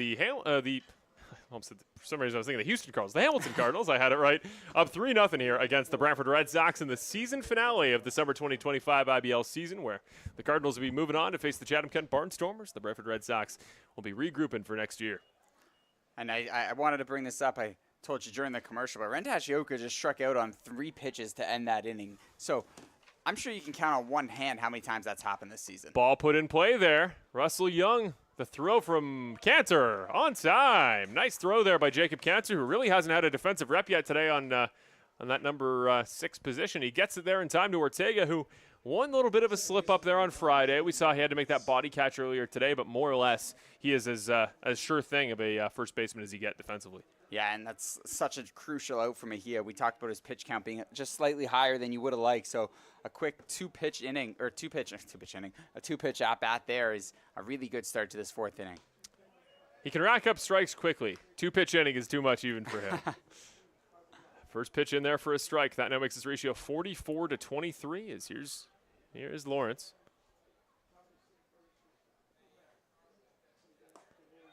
All right, down Main Street, Mejia finding his spot well here in the 4th inning, 0-2. Yeah, he's had no issue finding the zone, really. It's that he's catching a lot of the zone, and especially early in this one. Recently it's been a bit better, but early on he found himself in some trouble finding too much zone. Looking across the IBL here alongside this game. Remember that game, London and Barrie, will be starting in London at 4:05 p.m. That one for the 2nd seed here in the IBL seeding. But top of the 5th, Wellington Kitchener. Kitchener leading that contest 9-8. How are we looking on the batting title race? Well, Portulato currently up to bat there. He is already 1 for 3 in that ball game. They've gone around the order 4 times through 5 innings. He is 1 for 3.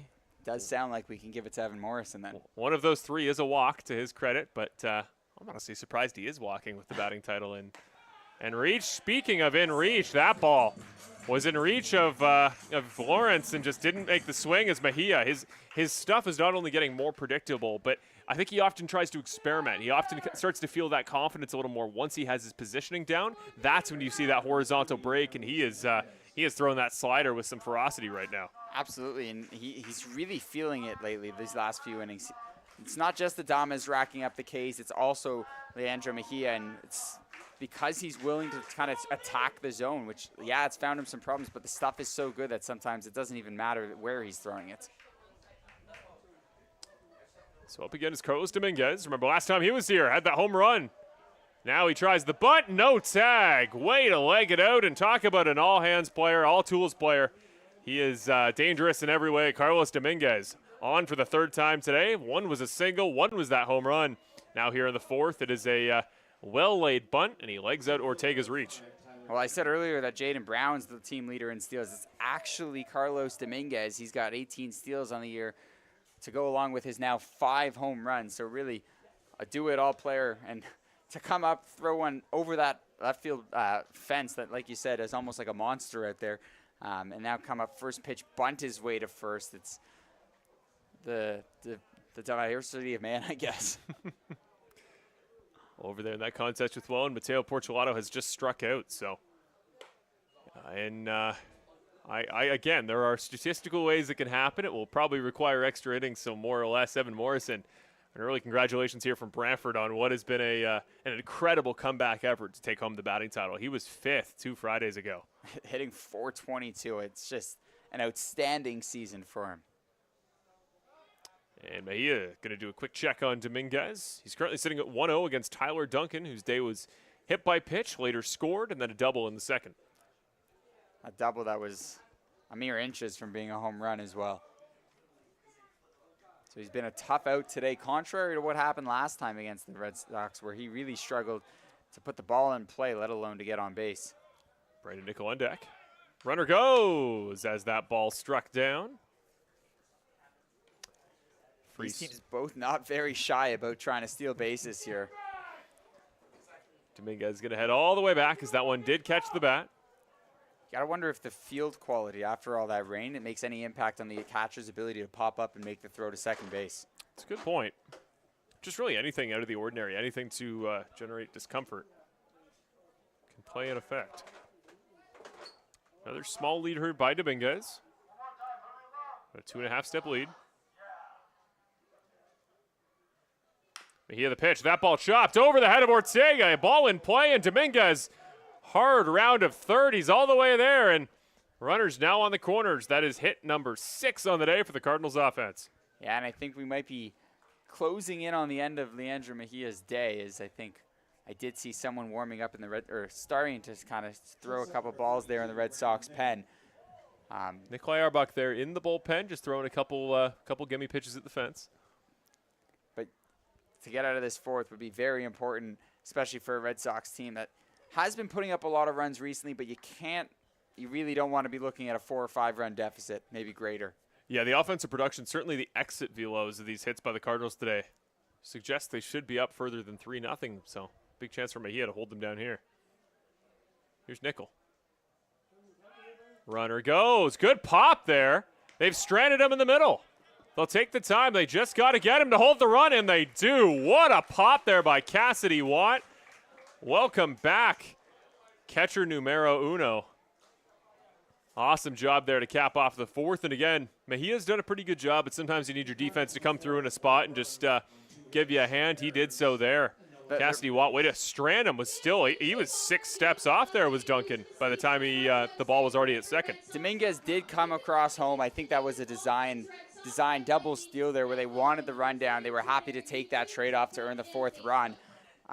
Really a smart coaching decision by this Hamilton team. It's something you see very often, and you saw it with Duncan there. He realized how caught he was, and he almost just gave himself up, just wanted to make sure Dominguez could cross home before he was tagged out.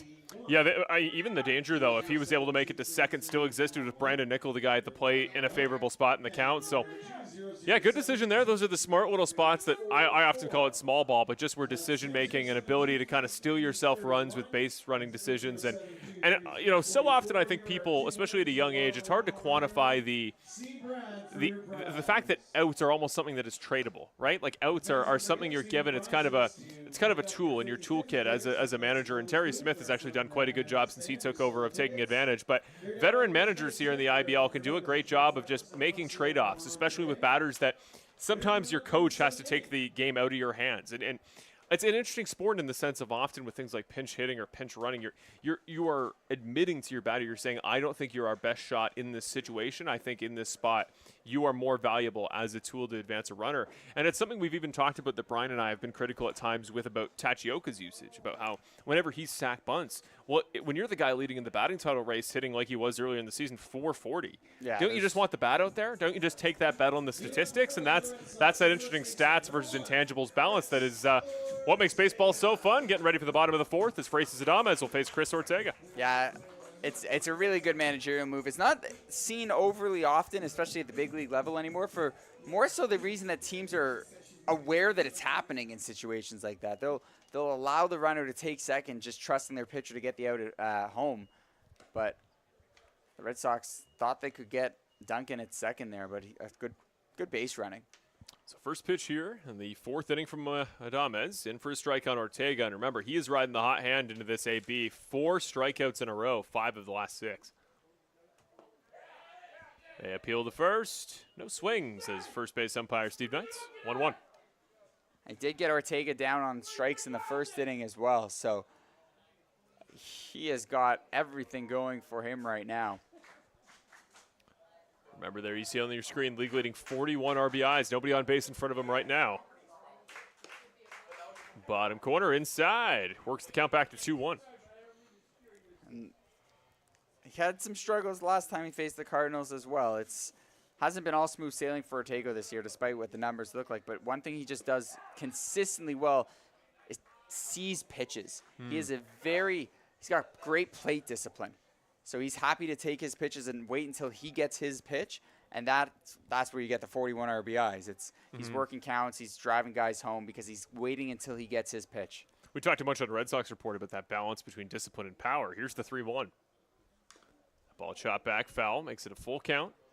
And we talked about it on Red Sox report, and he talked about how hard it is to balance those two things. The big thing he attributed it to was prep, and the idea that, you can always, if you know what you're going to see, if you read the scouting report, if you know what you're looking at, discipline becomes easier because you're not necessarily predicting a pitch, you're more predicting timing, and you can pick up on little clues that give you an add-on there. That ball sent well out to center. That's going to be Duncan underneath it to field it comfortably. And the catch is made. First out at the bottom of the 4th, but good job by Ortega to at least work that momentum out of Adames. Coming off 4 straight strikes, at least he stays in that count till 3-2. It's the same thing. You got to work. They got to work his pitch count. He's still under 50 pitches here through 3 1/3, and you want to, the way he's pitching, you want him off the mound as soon as possible if you're Brantford. So a good at bat, and I think, like you were saying, that discipline and prep is. I'd argue it's one of the big differences between what makes a player great versus just a power hitter, because Great point. Guys that can get on base as well as hit for power is a really electric combination. Watt chops the ball to third. Brown to field, and he gets it there in time. Kakados makes the catch, and Cassidy Watt, who I believe walked on 6 pitches, long first at bat, very quick second, grounds out here, following up Ortega's flyout. Yeah, and another great play by Jaden Brown. He's so calm when he's got the ball at third base. It's not a short throw to get the ball there, and Cassidy Watt, maybe not the fastest guy in the field, but he forced Brown to get that there pretty quickly, and once again on the money with the throw. After an early stumble, Jaden Brown's looked steadfast today on defense. That ball popped right up in the air. This may be a quick inning for the Cardinals defense. Jacob Cantor puts that one up to the second baseman, and that will do it.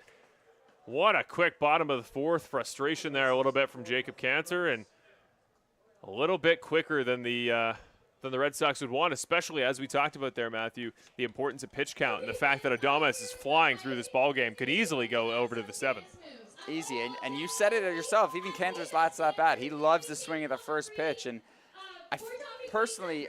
you got to look at this situation and go, I need this guy to throw a couple more pitches than he currently has, and probably would have been better off waiting a couple pitches. Just regardless of if that was your pitch or not, I think you got to try and work these at-bats a little bit longer, especially with Mejia nearing the end of his leash.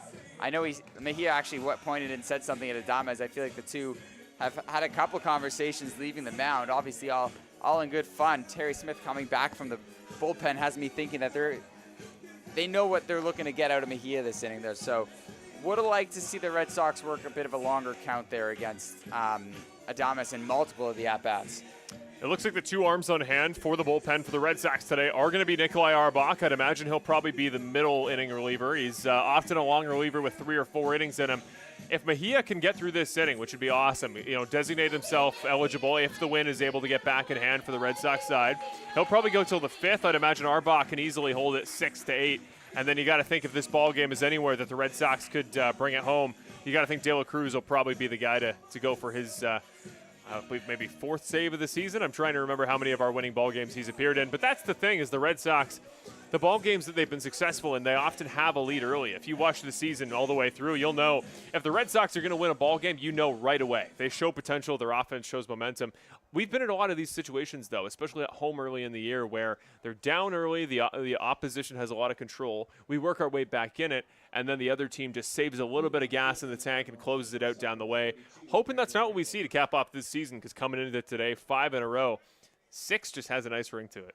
Yeah, when I spoke to Terry the last time I was here before the game, he really talked about his team's ability to fight back. You know, they built up a 4-0 lead the day before, and the lead got, crushed into a little bit, but they managed to build up and all the way up till 10 runs. And to kind of paraphrase it, in my own words, is a team's ability to kind of put their foot down and keep their foot on the gas and not let another team back in. So Hamilton's going to have to try and do that one today, whereas Brantford's kind of not fighting for their lives. It's a little dramatic, but Brandon Nickel pops that one up. Heads up over the third base grandstand. Everybody looks all right. Ball gets down safe. Sent foul for 0-2, and Nickel up for the second straight inning, although it's in the same at-bat. It was Duncan that was caught stealing in front of him to cap off the fourth. It's an interesting situation. It's not often you see a guy get 2 at-bats against the same pitcher with an inning. So he's gotten this is technically his third look at Mejia today. It's a relatively long at-bat as well, that one before Duncan stole. You're right, he's seen a lot of pitches for a guy who's only up for his third time. Had that sac fly RBI back in the first. Excuse me, then technically his 4th at-bat because... Yeah, true. No complaints about sample size. We talked about that strike zone. He'll be well familiar with where Mejia can put this baseball. 1-2. Pitch on the inside. Might get away with one there. The home plate umpire, Scott Cameron, is going to rule it in the way of Nickel. 2-2. You got the dangerous part of this lineup really coming up. The ones that have done a lot of damage here with Jaden Brown and Pena hasn't done much damage, but Jaden Brown really has been that guy, aside from Dominguez, for the Cardinals offensively. Yeah, one thing to note here, looking at the top 5 versus bottom 4, actually top 4 versus bottom 5 in the order for the Cardinals, I should say. All the hits, every single hit today by the Cardinals, with the exception of one by Kakados in the 6 hole, has been from the top 4 in the lineup. 5 down has been very manageable today. Mejia's racked up 5 strikeouts against them so far. So I think that's a large part of how we're at the score. Ooh. Popped up in the air. Nickel puts that one over the head of Bateman. Turns around, finds the baseball, backpedals, and makes the catch. He has been an everyday fielder this season when he's been healthy, and Bateman knows that, knows the grass, knows the ball, and makes another textbook catch. Yeah, back to that top 5, bottom 4. It's the polar opposite of what happened last time these two teams played, where all of the Cardinals' damage was done by their bottom 4. The top 5 really couldn't get anything going. And again, the guy that really led that charge from the bottom 4 was Jaden Brown, who was sitting down in the 6th hole the last game. So a bit of a 180 there. Granted, the lineup does look a little different. Jaden Brown contributing in that top 5 this time. But when you have your top bats going, more often than not, good things are going to happen. Here's Jaden Brown, who's been busy today on defense. Not quite so much on offense. He did have a single, an RBI single to open the ball game up. Later stole and then struck out in the 3rd. So he's looked solid. He's up for the 3rd time here today. And now on deck, Yoelqui Pena. One important missing bat today is Williams, who was in the lineup most of the year for the Cardinals. One of the biggest bodies in the entire IBL. Great power. That ball struck well by Brown. Gets it on the glove, but Bateman just redirects it off towards Black. He's going to take the stop sign there at first. Brown's 2nd hit of the day, now 2 for 3, and Bateman came inches off that baseball. Yeah, Brown got a hold of that one, sent it right up the middle. A really difficult play for Bateman. The fact that he even got a glove on that is pretty impressive in its own right, but Brown continues his hot stretch of hitting, despite hitting just, as I said, just above 235 on the year. He's now 2 for 3 on the day. So now up is Pena for his 3rd time today. He's grounded into 5 double plays on the year. His 6th would end the inning for Brantford. First pitch, wide side. Goes the way of the batter, 1-0. Again, we've seen so much activity on the base paths today. I'm almost expecting Brown to get going to avoid that possible double play situation. So 1-0 count. Remember, Brown still on first. They try the pick. Not in time. Brown scampers back to remain on base. Still 1-0. I think Mejia has the same thoughts as I do. He knows Brown went once. It's something he's got to be aware of. So doing his best to hold the runner at first, to even if he does go, make it a little bit easier for Cassidy Watt to get that throw. Yeah, still on base from Brown, but remember, caught stealing was Tyler Duncan earlier off the glove of Cassidy Watt. Right down Main Street, and a nice little frame job there. That ball, there was a way if he back caught it, if he didn't kind of get in front of it with the glove, it could have actually cut back into the inside. Gets ahead, and frames it up well for 1-1. Like you said, the great framer that is Cassidy Watts.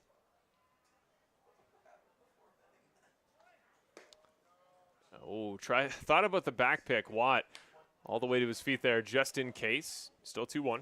Yeah, Brown faked going there, took a couple heavy steps towards second as Mejia was throwing that one, forcing Watt to pop up and be ready to make the throw.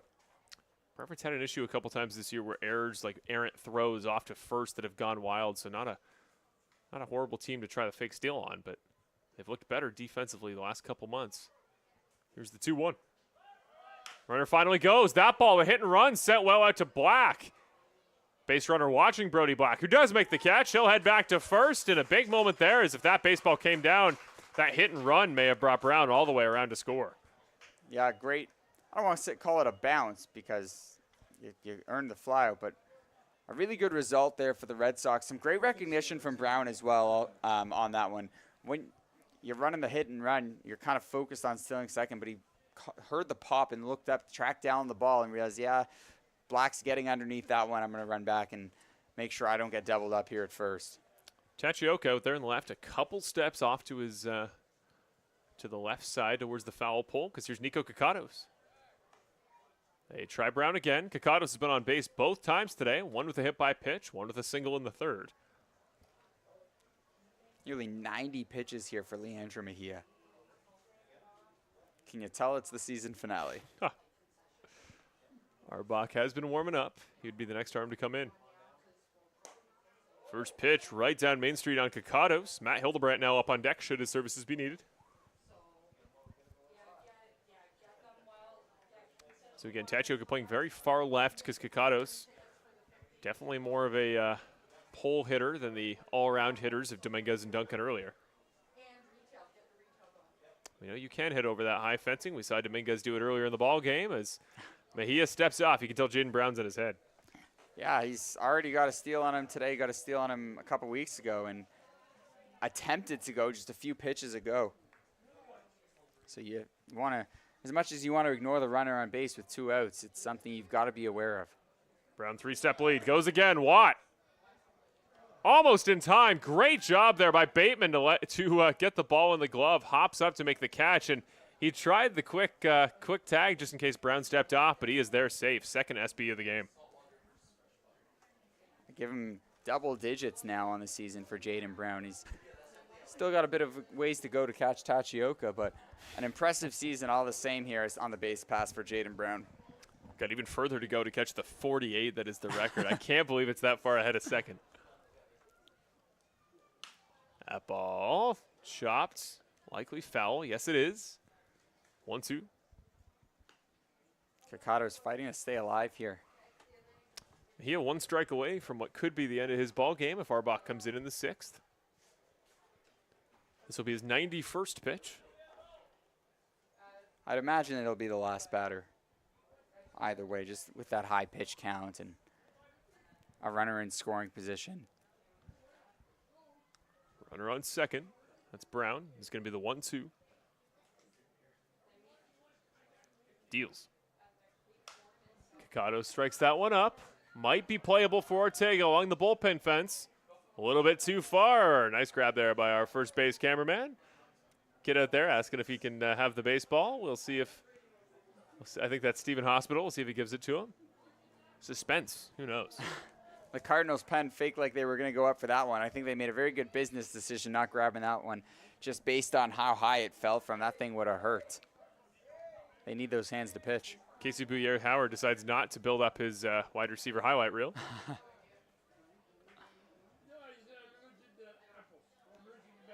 Here's the 1-2. That ball foul tipped back. Almost actually finds a hole there in the fence. Another long at bat here. This time it's Kakatos drawing it out. Yeah, they've made Mejia work for every single out he's gotten today, 4 2/3. Truly impressive that he's even made it this far just based on how the game started, giving up a couple runs in that first inning, 4 or 5 hits as well. So overall, it's been a tough outing for Mejia, but you wouldn't see that based on the score. Here's the one. Oh, there's that quick rotation check on Brown, who was 3, almost 4 steps off. He's bouncing around out there. And like I said, you want to focus on just the batter at home, but it's so difficult to do so when you have that threat of speed on the base paths. You can see on your screen how far Brown is off of second base. Goes.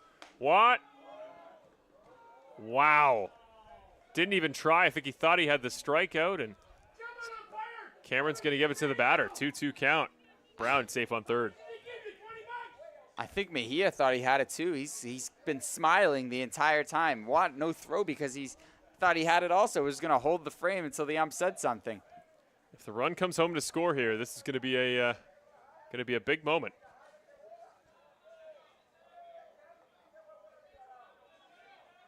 Pitch, that one struck. Out of play. Barely misses the foul line by about 3 feet. You've had some upset fans if that one landed fair. Good piece of contact there from Kakados as Mejia just fighting to get out of this inning, up at 95 pitches now. So all twos on the scoreboard. Remember, one strike would finally end this inning for Mejia. He deals. Swing and a miss. Finally gets Kakados down there on strikes, and if Mejia does leave the ball game, he's done well in the K column. 7 strikeouts in the ball game through 5 innings. So when he gets the handle on the batters here for the Cardinals, he treats them quite well, but he's put a lot right over the plate that the Cardinals have punished for long RBIs. A tough start to that game really did him dirty. He really settled in over those last 2 innings, despite what Jaden Brown did on the base pass, getting all the way to third. And, you know, the runners on the corners last inning that really he had no control, I would say, on getting out of that jam with the double steal and how the Red Sox opted to play it. So overall, pretty productive outing, if I say so, from Leandro Mejia. Obviously, his counterpart here, Adames, is having one of his better starts of the year. So he's going to leave with a 4-0 deficit. He's on track for the loss. Looking across the league here, just seeing this other Welland-Kitchener game, pardon me, that gap now up to 11-8 by way of the Kitchener Panthers, who are the home side at Jack Couch. So we know Jack Couch is very permissive to offense. It's a very small park, but top of the 6th, 11-8.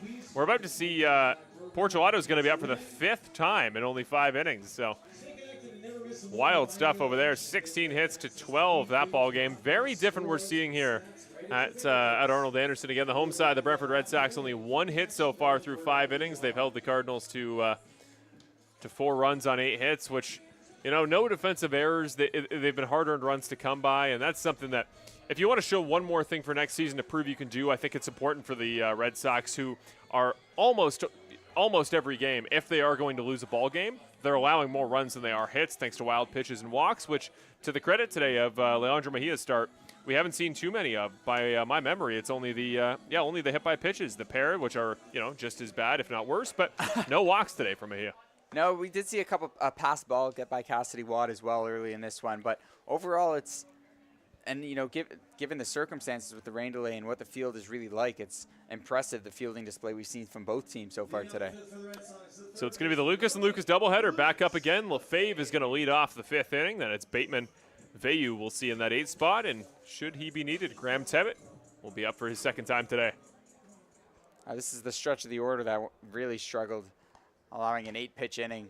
That ball just a few innings ago. Is off the bat, is in play, and another quick at-bat here for Lefebvre.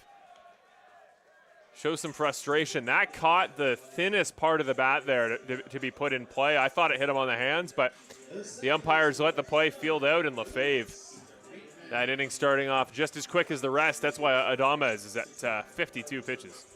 And I said it right on cue. This trio was responsible for the 8-pitch inning, and 1 pitch went out for Adames. It's not exactly like they're making his life overly difficult right now.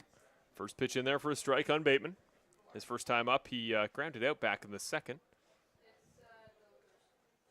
Right down the middle, Bateman sends that one right at the second baseman, who gloves it well off the bounce. 3 pitches to retire 2 batters, kicking off the bottom of the 5th. That's a good snag by Drew Lawrence. He played it very casually, but you've said it before. There's some funky hops over there at second base, and, you know, doesn't get his body in front of it, but throws the glove down, picks it up, very calm, cool, collected, and makes the out at first base.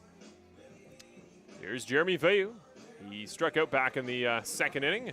He's an interesting statistical profile as well. Taking a look at him, he's got some numbers that stand out both for good and for bad. One of them, he's well, until recently was tied for second on the team in walks. Now we think he's down to fourth with 13.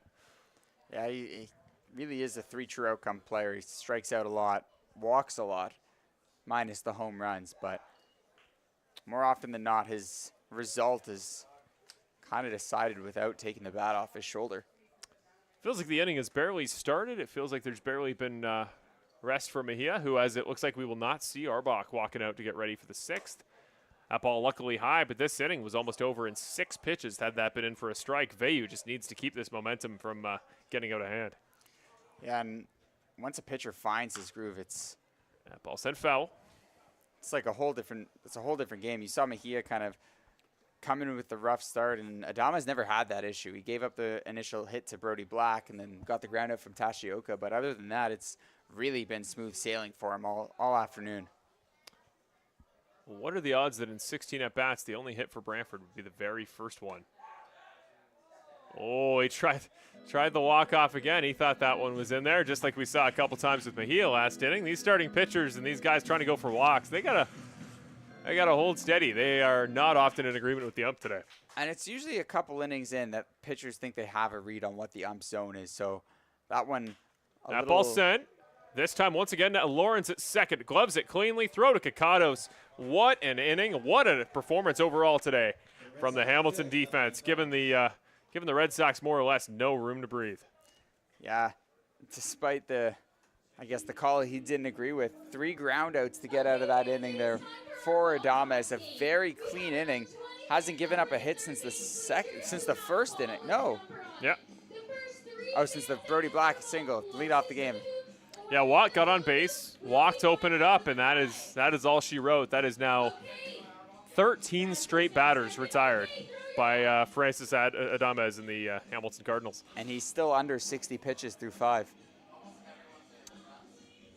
Francis Adames, not Crisis Adames, I'll tell you that. This has been comfortable for the entirety of the Hamilton Cardinals. It's going to be interesting to see if Nikolai Arbach can find any traction here against the Hamilton Cardinals, who, to be fair, they've had quite a few hits. They've had a lot of balls put in play, but more or less they've stopped the bleeding. It's been a couple bunts, a couple singles. Only double of the day was that one by Duncan back in the 2nd. Then, of course, that home run that, well, Arbach, to my memory, hasn't allowed too many home runs this year. Let's take a look at his numbers as he gets started for today's relief appearance. Yeah, Arbach just 1 in 3 on the year. He's responsible for a save, but 22 earned runs in 47 innings. Not terrible. 50 strikeouts too. So he's got stuff that'll really leave guys wondering what did I just swing at? And a lot of that comes from his frame. He's a big guy, low release points, makes it very difficult for hitters to really pick up the ball until it's halfway to the plate. You know, we've talked about it a lot recently. The same height as LeBron James is Nikolai Arbach. Kind of a fun stat, although quite a bit smaller. You see, yeah, lankier body, very wide release. Very, very wide off his body. Really good balance, though, really good poise. You think a guy with his profile would struggle a little bit with location. He doesn't tend to, and that's why he's been so effective. Got his first career save on Friday, actually, in that ball game to close out the 5th straight at home for the Red Sox. He's going to come in today with a little bit less offensive support thus far. They'll see if it picks up in the late stages. Here's Matt Hildebrandt ready to open up the top of the 6th. I think when I was here last, my conversation about Arbach was he kind of reminds me of Jacob Mizorowski with that huge frame and the low release points. Mm-hmm. Makes things very difficult on hitters. Now he's not throwing 97, 98 miles an hour, but when you can't see the ball, it's tough to hit it. Oh, inside on Hildebrandt. I'm always kind of surprised, and I guess you don't have time, the same way that you don't have time to differentiate what a pitch is often in terms of your swing decision, but in terms of get hit by pitch decision, I'm always surprised somebody who hasn't played baseball, at least certainly not recently, that's that ball, almost identical positioning. Just stuff like that, I'm surprised guys, especially stuff that has a little bit of off speed to it, don't just lean in, especially these guys that put their elbows in strategically as part of their hitting approach. I just think the risk isn't worth the reward. The ball comes in so fast. If it hits you in the wrong place by even an inch, you're going to break something. It's not going to feel nice. It'll put you out of action for a little while. So, well, the opportunity to get on base is great. If the pitcher's that wild in general, odds are you're going to end up on base anyways. Why take the damage when you can kind of earn the free passes? We can see Hildebrandt in a 3-0 count. Yeah, that sends that one off. Well, foul actually over the kid's green monster in the outfield. He cleared a fence, just the wrong one. 3-1 now the count. As they all run towards the sea can out there to try and grab that souvenir. 3-1 from Arbach. Working his way back in this one as Hildebrandt fouls it straight down this inning. Started off with 3 straight balls right in on Hildebrandt. Arbach starting to find his spot a little wider. Full count now. Yeah, really good job by Arbach to find his way back into this at-bat. Walking Hildebrandt would have not exactly been a great scenario, given, like you said, the bottom 4 hasn't accomplished much for the Hamilton Cardinals today. Bottom side rings him up. Nice job there as Hildebrandt. A little bit of that was an interesting just kind of bat drop, bat flip. I don't know what it was, but Arbach starts this ball game off with a K. I think Hildebrandt thought that was a little low, so he was ready to flip the bat towards the dugout and make his way down to first base. And when he realized he struck out, he went, well, I can't really bat flip a strikeout. That's be a little weird.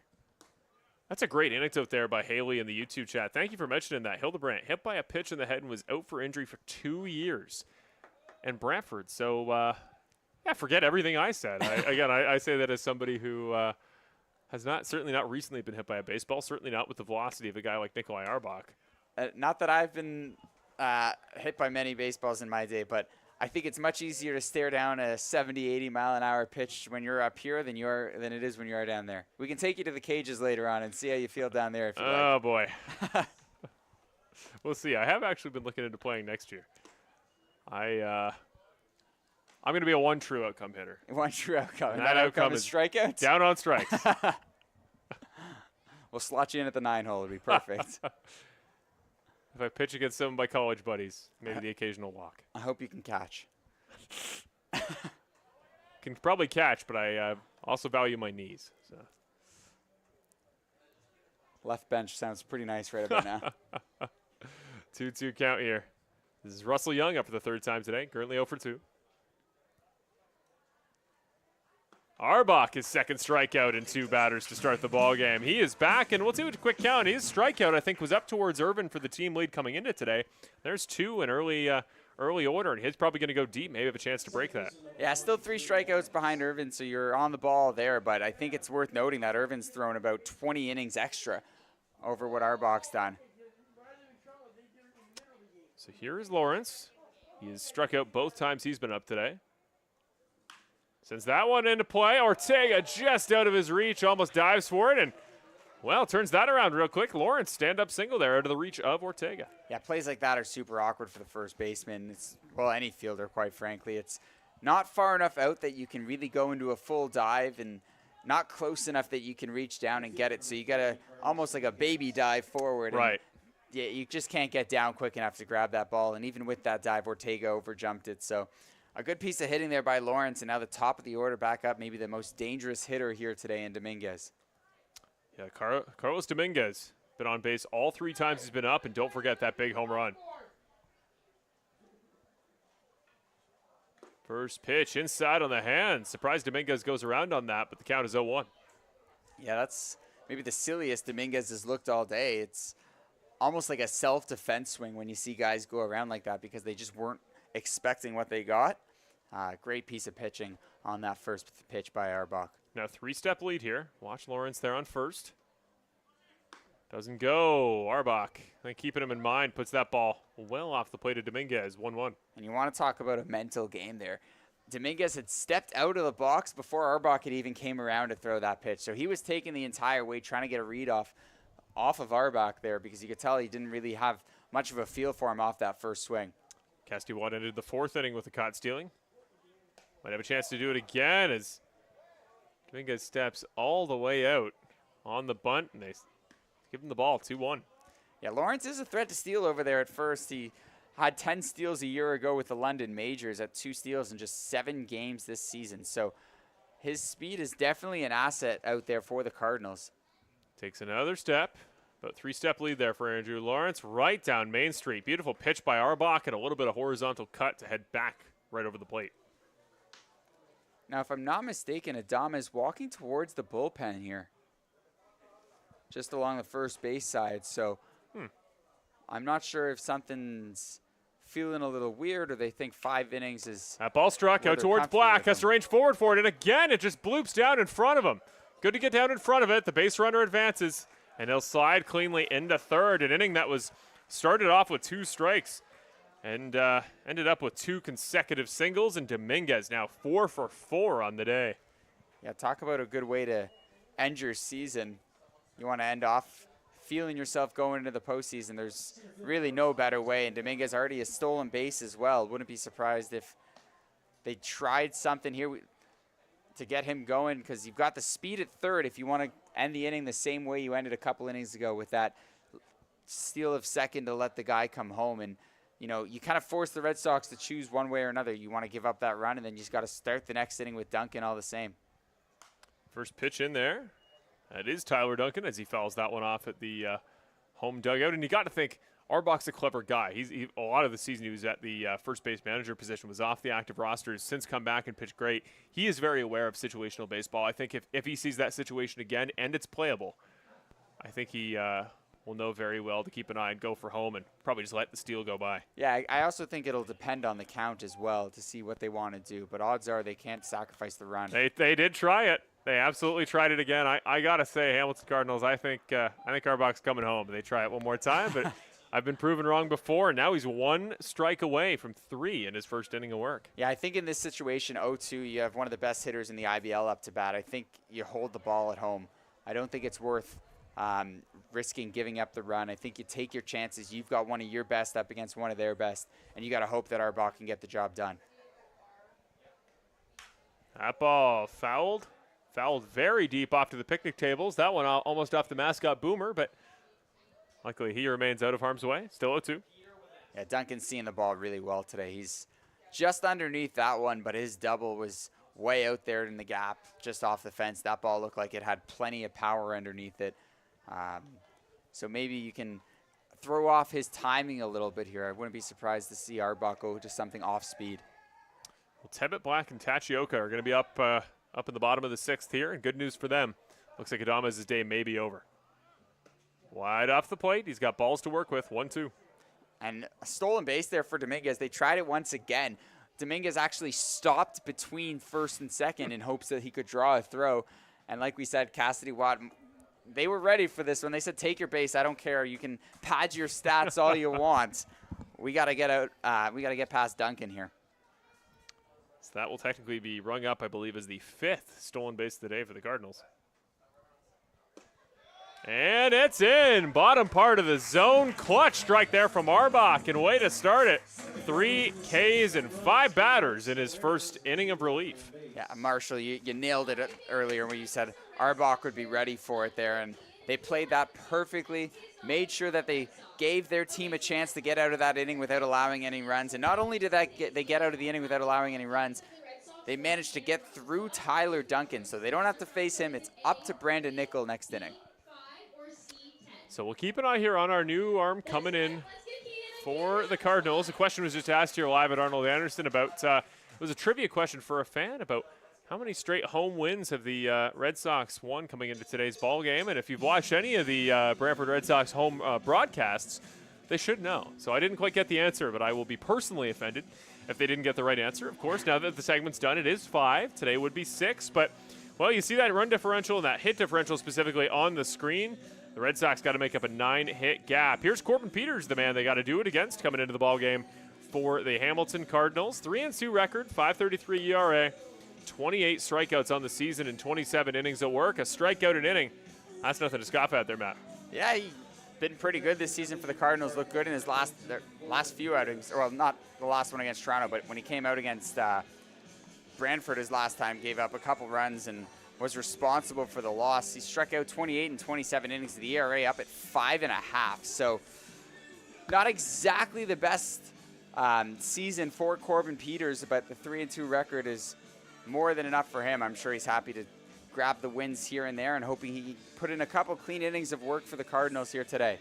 I always like to put myself in the shoes of the road crowd, those viewers watching us out there on Brantford Red Sox IBL YouTube, watching for the road side. And in the case of the Cardinals today, like many of the teams we played recently that are all getting ready, they're all getting their rosters set for the playoffs.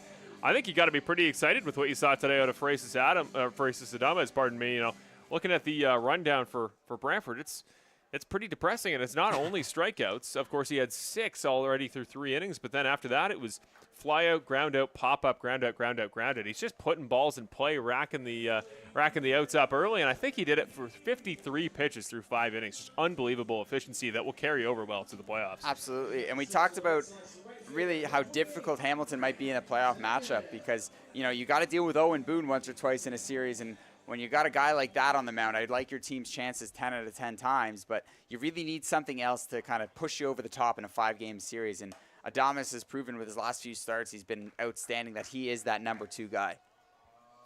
Well, as the bottom of the 6th gets off to its start here, it's Graham Tebbett up for the 2nd time today. That one struck back, fouled off. Just out of reach of Matt in the booth. It's going to be 1-1, and Tebbett struck out back in the 3rd. That's his day so far, but like I said, he has been red hot on this home winning streak. Yeah, and his strikeout was a good at-bat. It wasn't like he struck out swinging on 3 pitches. He really battled Mejia, one of the better at-bats Mejia had to handle all day. Goes bar down off the catch fencing behind him. 1-2. Glad I'm not the only one that was ready to say that one went bar down. We saw the hockey goalie save from Ortega earlier.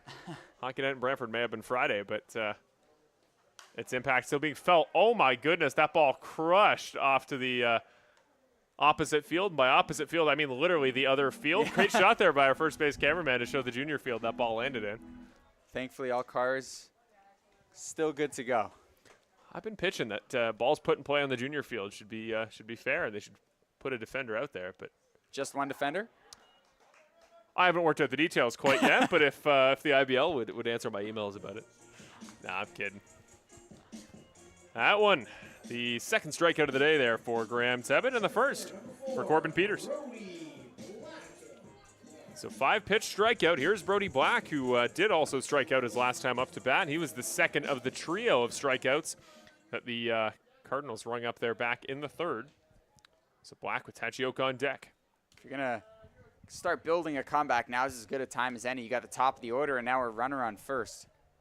Black throws the bat. He knows he got hit on that one, and Brody Black was, until this point, one of 2 batters to be on base today for the Red Sox. Did it with their only hit.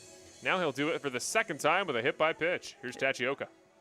Yeah, Brody Black is, you talked about earlier, why not just get hit by a pitch? He's been doing that a lot. It's the 12th time this year he's been hit by a pitch, and he doesn't seem very happy about it, and that one specifically really got him in the back. But Black's 2nd time on base today. And like I said, you got Tachioka, you got Ortega coming up. This is the time to kind of mount a couple runs, a couple base runners. That hit in the back always hurts a little bit extra. There goes Black. Black on 2nd base with the swiped bag. The 1st of the day here for the Brantford Red Sox, and maybe a little bit of revenge there on the pitcher, stealing off of him for his 1st stolen base of the day. That's Black's 13th steal of the year, and both these teams super aggressive on the base pass. I'm not understanding why they had Tachioka show bunt on that 1st pitch. They just do it a lot. You want him swinging. That ball right up in the air to the pitcher. I don't actually know exactly what the batting average on balls in play number is for Tachioka the last 3 weeks, but it's got to be somewhere under 100. I mean, it's unbelievable. He puts balls in play. He makes fielders work. It's not like he's, we talked about creating value. He's creating opportunities where the baseball can get in the infield, can get down, can get creatively down for a hit that he can leg out every time. They're just not going his way, and it's been heartbreaking to see. And I think that's one thing that makes him so effective is when he puts the ball in play, it's not a matter of putting it in the air. He finds the ground and forces the defense to make a play. So a bunt when you're up 1-0 in the count, down 4 runs, you need the base runner more than you do to advance the runner to third. It doesn't make much sense to me, but that's why you typically have Brian here. He'd probably explain it from a manager point of view. Well, go out, do 30 years of baseball and managing and umpiring, and then come back and we'll bring you on. Can I use my phone a friend? Here's the 1-0. You can. It just can't be Brian. He's off coach at Stratford today. So 2-0 here. Now the count to Ortega. And he's been in a lot of favorable counts this entire weekend. Hasn't done a ton with them here at home. Again, last weekend did have a home run. His 7th, I believe, on the year. It was his 8th of the year. At least that's what my sheet says. Gonna check the runner. I'm gonna trust that. Yeah, he was 7 for. That's why it is a. It was 7 for such a long time this year. I think he hit 7 just before the All-Star break, and then didn't have another until last weekend. That'll do it. So really just regaining that rhythm he had before the break. You gotta hope the good at-bats are gonna yield some results. Black like a 5-step lead on second. Ortega, first strike there of the day. That he's had via foul ball. That one struck over our heads, 2-1. I really like the activeness of Brody Black on second base here. Everyone's been such a threat to steal, and well, run doesn't matter. He's forcing Peters to keep checking back up on him. That ball struck well. Ortega puts it in play. Ball gets down, and that should bring home the first base runner for the Red Sox. Brody Black scores off of the RBI single from Ortega. Quick clap, fist bump to the first base manager, and Brantford is finally on the board in the season finale. Like you said, he's putting together good at-bats. Eventually the results are going to come, and you saw it right there. His 42nd RBI of the year. Don't know if that still leads the league, seeing as they've got 8 runs over there in Kitchener. That's a good point. Well in Jackfish, but a really good at-bat, and now's a good time. You have a guy that's really struggled to keep runs off the board here in Corbin Peters, and you've got the heart of your order coming up. So it's a great time here for the Red Sox, and you said somebody promised you a home run. I won't name names, but I'll name him. Cassidy Watt better be swinging for the fences on this pitch. He might only have 2 more chances, and Red Sox Report, I took that seriously. We better see it here. You might have to have him back on to answer for his lies if it doesn't happen. Hey, to his credit, he did swing there. I can't blame him at all. 0-2, 2 outs in the inning. Ortega is on first after scoring home Brody Black. He also looked up at us after, so I wonder if he can hear you. I hope he can. The 0-2. Ball struck straight up. Could find its way out. Heads up. Down at the fence. Barely. It caught one of the rungs on the fencing supports. If it didn't, Russell Young, I think, would have had that. Could have ended the inning. Yeah, honestly, a much closer play than I thought. I thought that was getting a few rows into the stands, and Russell Young had a great eye tracking that one. Even slid in that dirt area just in front of the fence, almost the batter's circle, the on-deck box for the Red Sox, but ultimately unable to grab that one. Could have snapped one of those bats sitting on that fence in half. Speedy was sliding in at. 0-2, wide part of the plate. Russell tried the frame, but 1-2 now. Well, he did fool the entire Cardinals dugout. Yeah, based on what we were seeing on some strike calls earlier, that might not be hard to do. Oh, nice job there by Watt to put that one potentially in play. Gets down, but can he get there? Yes, he can. The ball rolls well out of the glove of Andrew Lawrence, who's been almost spotless today. I didn't quite see what happened. It was behind the fence post there. Yeah, so what happened there was the way he hit that, there was a ton of spin on the ball, and Lawrence charged in on it, opting to play it off the hop. And because of that, the ball spun in some ungodly direction. No way that Lawrence was going to be able to make a play on it. It bounced off the edge of his glove and back into the inner infield. So now runners on first and second here. A chance for the Red Sox tying run at home. Jacob Cantor looks at a ball high for ball 1. He's 0 for 2 today, and the first pitch he saw in the 4th inning was popped up. So might see a little bit more patience. Got 2 runners in front of him, but 2 outs in the inning. Well, and the first pitch he saw in the 1st inning was a ground out. So already the longest at-bat of the day here for Jacob Cantor. That ball wide. Cantor doing a good job. Working the edges of the zone. 2-0, and now Lucas Lefebvre back behind him. Lefebvre has led off every inning he's hit in today, and if Cantor were to record an out here, he'd be back up to lead off the 7th again. That ball struck well. It is going to get down. Runner comes around. Ortega hustles for home. The rest get the stop sign. Cantor, the RBI single to add on to Ortega's earlier RBI single. Make that 4-2. The Red Sox getting back in it.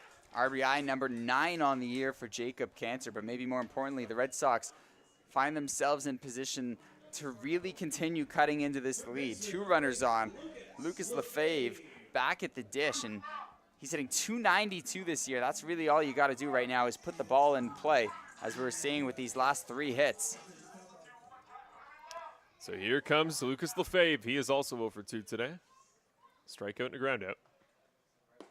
That ball wide off the plate. A little bit of struggle here now for Corbin Peters placing those pitches. 21 in. Looked very good last inning. A little bit of struggle now. Well, he struck out 2 batters the last time he faced Brantford just a couple weeks ago, but gave up 3 runs on 2 hits. Here's the 1-0. Right down the middle. Great breaking ball. Had it crossways and long ways. Nice pitch. Lucas Did strike Bateman now out on deck. 3 his last time out, and has proven that he can strike guys out this year. So There's some strikeout stuff for you. 1-2, now the count to Lefebvre, and he started this inning off with a K. 5 straight batters, though, 4 of which have all found themselves a base.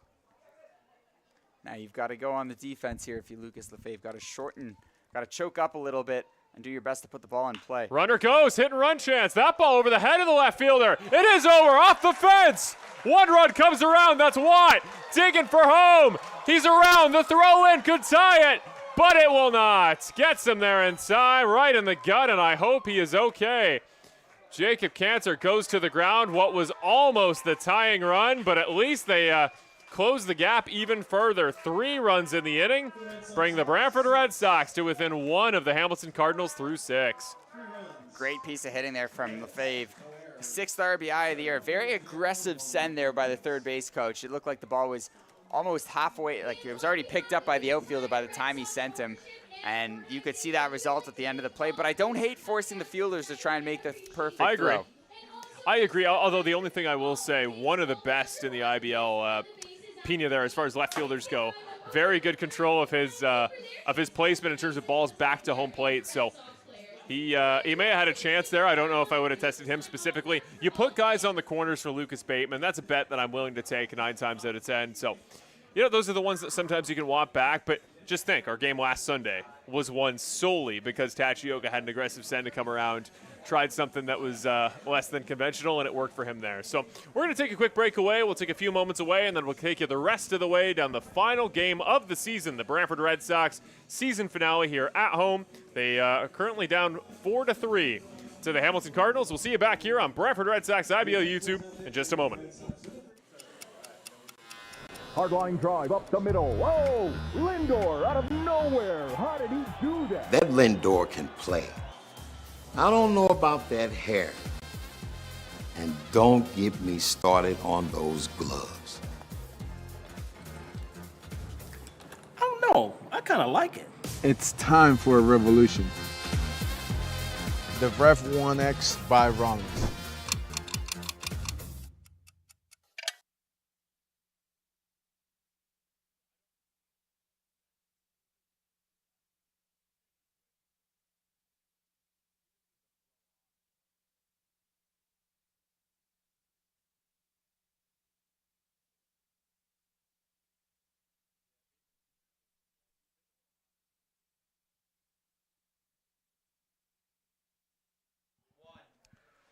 And welcome back to Arnold Anderson Stadium in Brantford, Ontario for the Brantford Red Sox IBL 2025 season finale. The 42nd game out of 42 on the season, taking on the visiting Hamilton Cardinals, trying to get into form for their playoffs later this week. And it is Jorge De La Cruz, the man now taking the mound for the Brantford Red Sox. We'll pull up his numbers here. 1-2 record, 4.82 ERA. But the big number that stands out to me there, Matt, 33 strikeouts to 11 walks. Yeah, we saw it on full display. I mean, we see it every time he's out on the mound, but the last time he went up against these Hamilton Cardinals just a few weeks ago, and 3 really strong innings in an outing where not many pitchers did much. Oh, very first pitch of the day. Right on the high part of Brandon Nichols' right shoulder.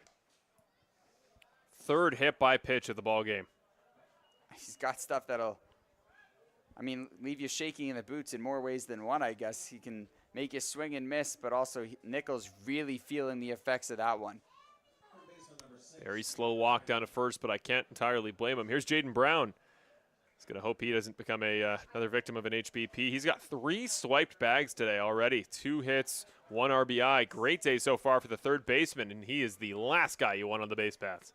Yep, and with Jaden Brown up at the bat, you just can't. You brought yourself so close. you want to try and make you'd love to have a quick inning here. Ball high. Brown, you got to think a little skittish after seeing Nichols' situation. 1-0. I'm a big fan of making that pitcher throw the first strike. So you missed wildly on the first pitch. Brown taking the entire way there, and he missed wildly again on the second. Make him throw a strike. No rush to take the bat off your shoulder. 1-0.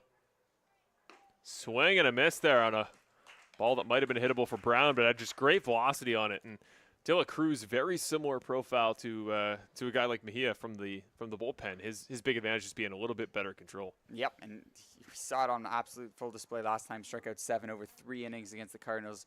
I think he earned the save, not the win in that one. A very high-scoring affair. That ball bunted straight into the road dugout. We talk about this every game. I don't think I've ever seen a ball hit into the home dugout. Every single one seems to go off to the visitor's side. I don't know if there's a conspiracy. Maybe it's due to the heavy number of righties, but well, you think that the Red Sox have a ton of righties, so they just bunted to try and keep these the visitors on their heels. But this case, it's his own. He's going after his own teammates. The only spot more dangerous than the first baseline parking lot is the road dugout. Runner goes. What a pop! Not in time. It was the tag, I think, that was just on. Now they'll call him out. I think he got him. I think he overslid the bag and got him on the late tag. That was unbelievable. That's exactly what happened there, Marshall. A good throw by Walt, like you said. Nickel just sliding under the tag, but oversliding the base is such an issue when you're trying to steal a base. You get the out all the same. And now a 2-2 count, a chance to get the second out of this inning, and all of a sudden, this Jorge De La Cruz relief appearance not off to a terrible start. 2-2 still the count to Brown. Here's the pitch. Swing and a miss. Way to go there, De La Cruz. He is cruising. He's very comfortable here through his first inning of work, and he's probably going to have to go the distance here if he wants a chance to finish off this ball game. And I think the thing that is interesting there about that nickel play, as a guy who scores the ball games, is does that count as a caught stealing? Because the steal was successful. It was just the subsequent hitting the bag that you actually see it in the MLB. There's been a lot of it's been a hot button issue. Guys using their helmets when they slide into second. Does the equipment count as part of the batter? Let us know in the chat. What do you think? That ball chopped right at LaFave. First pitch. First throw gets there in time, and you talk about speed, Matthew, needing to kind of hurry this ball game up from the pitching side. The Red Sox get out of the top 7 in quite a hurry. Oh, you want to get out of the pitching side of things quickly once you've scored a few runs. You want to keep that energy in your dugout, and what once looked like a bad start to the inning off the first pitch, hit by pitch, and Brown at the dish, who's been so good against you all season long. De La Cruz ends up getting out of that inning in 6 pitches. There you go. That's what we've been looking to see all day. That's something Adama has had down there for the Cardinals, and so much of that, not just luck, Matt. It is, we talk about it all the time. It is approach, and pitching to contact can be dangerous. A lot of people don't like it because it's not flashy, but it's a successful, efficient approach that keeps you in ball games long. Soft contact is just as good, as long as it's not hard contact. Well, as the Brantford Red Sox offense gets ready to come back here for the bottom of the 7th, currently down 1 run, 4-3 here against the Hamilton Cardinals. I want to take a quick moment, and I know the Brantford Red Sox, our active roster, will not be playing playoff baseball, but a longtime Red Sox this season who I believe is still 3rd on the team in recorded strikeouts. Just saw him there in the chat. Say hi to Pedro de los Santos, who will be joining the Well and Jackfish, at least to my knowledge, there for their playoff run this season. We wish him the best of luck. And Pedro, I know you didn't always get the run support you needed there on your end in the games you started, but you were always exceptional, and I think you're going to get a little bit more out there in Welland.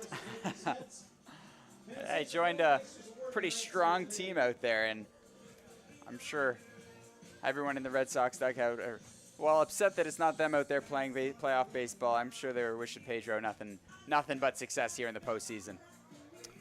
So it's going to be Lucas Bateman, Jeremy Veilleux, and Graham Tebbett's 3rd at-bat of the day here in the 7th after, they finally woke up there back in the 6th. Remember, that started off with a strikeout from Corbin Peters, but then a hit by pitch, and then later a steal from Brody Black, segued into an RBI single from Chris Ortega, a single from Cassidy Watt, and 2 more RBI singles from Cantor and LaFave. So we've talked about the bottom of the lineup more or less didn't see anything past quite literally the 4 spot. It was just groundouts and strikeouts, 5 down.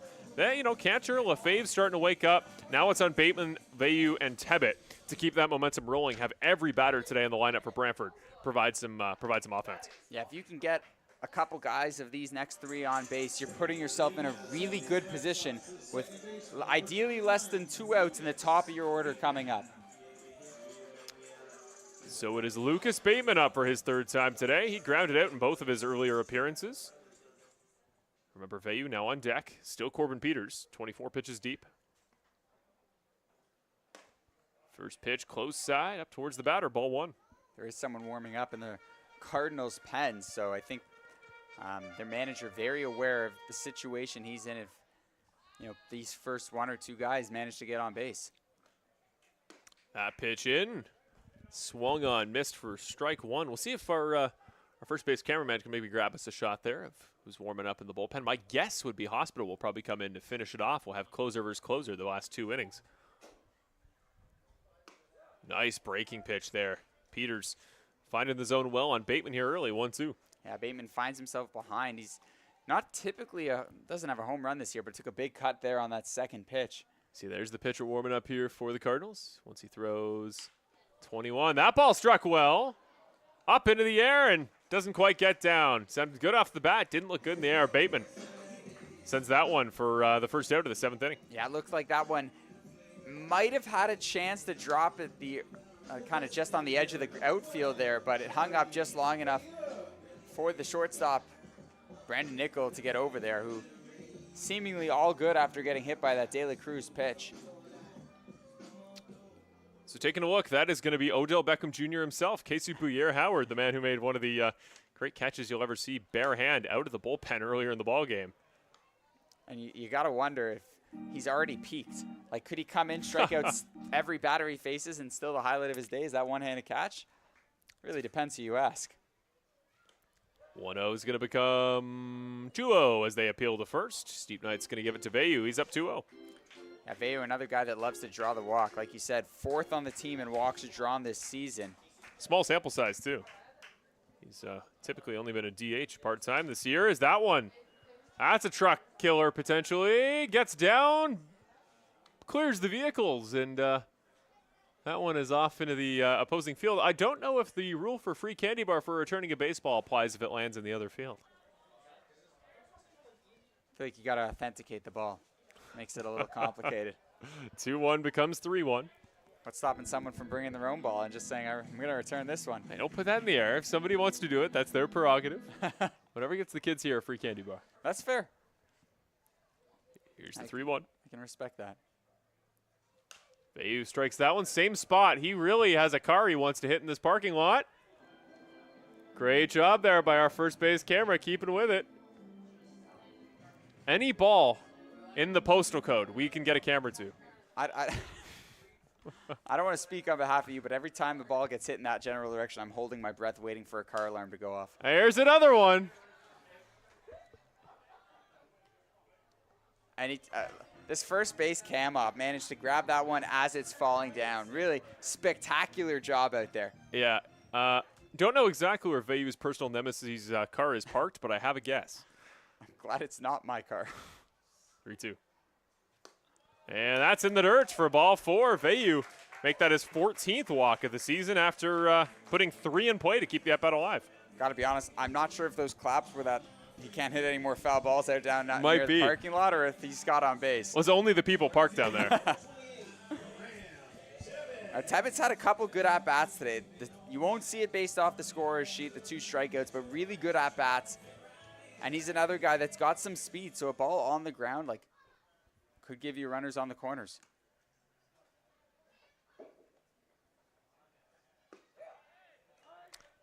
Off the field, he's a guy involved in the medical field with physical therapy. He's a really interesting guy. Does some videos on YouTube. If you ever want a quick fun watch, check out some of his social media stuff. That one off the bat, but sent foul. See, stuff like that's not fair. You can't be more athletic than me and smarter than me. You got to pick one.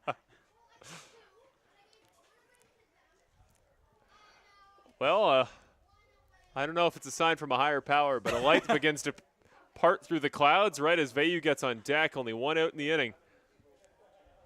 If Tebbett hits a 2-run shot to take the lead, there were signs.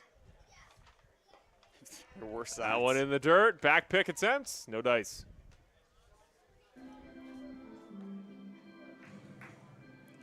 So assuming he doesn't ground into a double play, worst case here is you get the top of the order up with 2 outs. So Tebbett, Veyu on first, 1-2 count.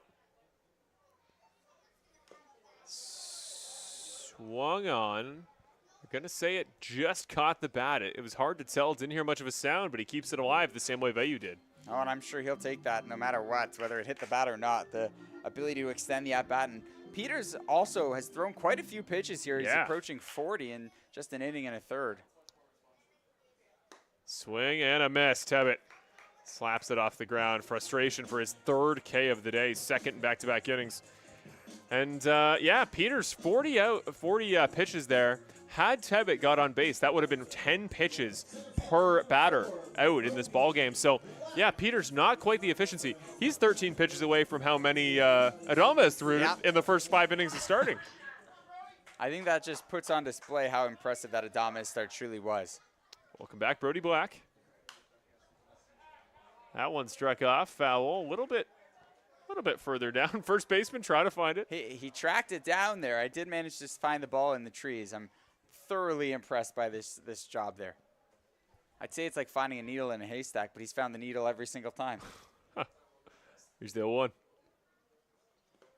Swung and missed on. That one put in the dirt for 0-2. Black shakes his head in frustration. Yeah, that wasn't a great choice of ball to swing at. It bounced just in front of the plate, and you know, Black's the guy that really takes pride in his ability to take a couple pitches, work the count, be very disciplined there. Brody's got 5 home runs here on the season. The 6th could have changed the ball game as Veyu going to head off the ball all the way to the dugout. And there you go, free bag there for Veyu as that ball wide. Peters has rarely even made Russell Young reach out too far for a baseball. That time got completely by him. And now's where things get interesting because it's a 1-2 count to Brody Black, but you got a runner in scoring position. Yeah. Doesn't look like Terry Smith's going to pinch run here for Veyu, who not exactly known for his speed. He's got just one stolen, or excuse me, he's only been caught stealing this year. Doesn't have a single stolen base. Here's the 1-2. Ball high, evens it up, 2-2. Brody Black what you are staying in seeing there on second, sorry to step in there, is Veyu's taking a huge lead. He almost got to just in front of the shortstop by the time that pitch was thrown. So a ball to the outfield should get him home depending on how hard it's hit. Oh, off the back. Way to get back in it.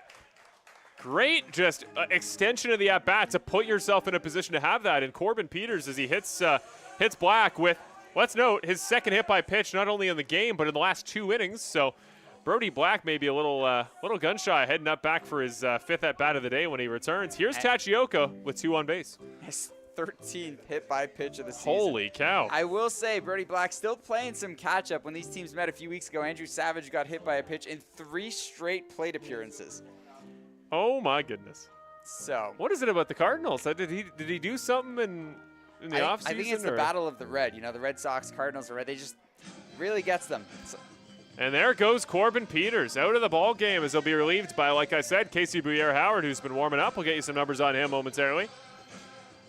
But I've said it many a time. It always feels like the relievers come in at the least opportune times, both for the home and road side this year. And, well, this time, welcome into the ballgame, Casey Bouyer-Howard. Have fun facing a Ren Tachioka with a few hits he's owed based on the way his balls in play have gone the last couple weeks. Yeah, it hasn't exactly been the greatest of years for Howard. Granted, he's gone about 12 2/3 inning, only struck out 6 guys, walked 8, given up 25 hits with an ERA just shy of 11. He did pitch here in Brantford a couple weeks ago, only allowing 3 hits, no earned runs in 2 innings pitched. But it's a tough situation to come in against one of the league's best hitters with 2 runners on. Well, Cardinals fans, if you're out there in the chat checking in, how are we feeling? How are we?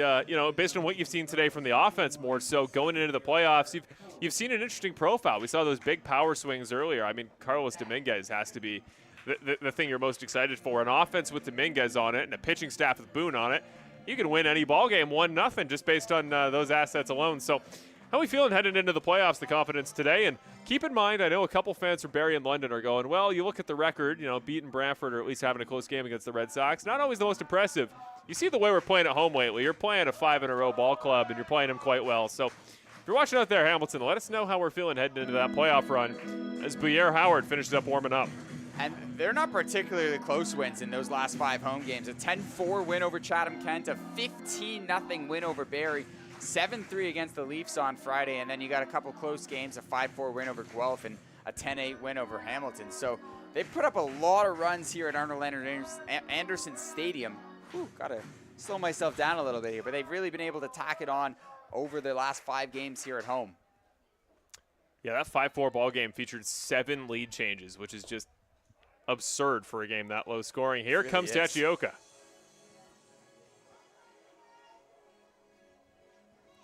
Props to our scoreboard graphic for having enough space to fit Casey Buyer Howard's last name.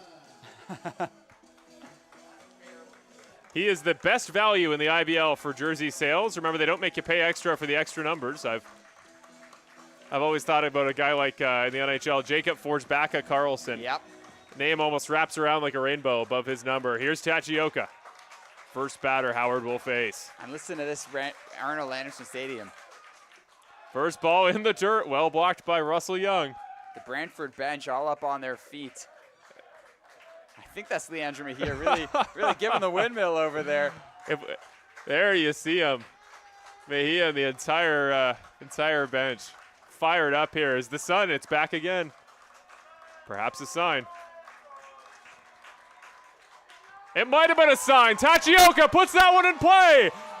Base runners hold. Great decision to hold Bayou because that ball would have been in time. Bases are loaded for, if I had to make a pick in a draft to decide who's here, bases loaded, 2 outs, home game down 1. Chris Ortega is the man I'd pick, and he's up next. Well, I think that played a large part in why I hold that. Yeah, that was a shallow hit pretty hard. The outfielder closed in quickly, but when you know you have, as of entering this game, again, I don't know what's going on in Welland, but the IBL RBI league leader, and just how well he's been having quality at-bats recently, you got to hold and let Ortega do the damage. Here he is. First pitch from Buyer Howard, close side in for a strike. And the man on deck, if Ortega can just get on base, it's my man, Cassidy Watt. Imagine if that home run he owes me is a game-winning grand slam. You see there, I think again. You have to get him a gift. We may be going out post-game. We'll keep it in mind. That one's too far inside for a strike. 1-1. That's the kind of pitch that, if you're ever going to wonder why people would lean into, that was one where it even crossed my mind. I get not wanting to do it, but bases loaded, man. I think Ortega's got his eyes on something bigger than just one run coming in. 1-1. 2-1, ball in the dirt.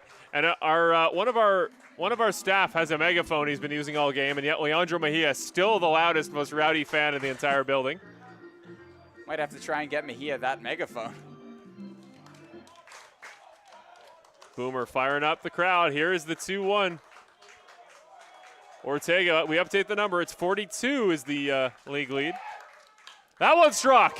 Out to left field, ranging back. Pena gets under it. Oh my goodness. Ortega, the frustration as he heads off to first. That one could have been huge. I definitely got a poor read off of that ball. I thought he made much better contact to that one. I thought it was getting all the way to the track, and I think Ortega had a similar thought. These guys thought they had that tied up at the minimum.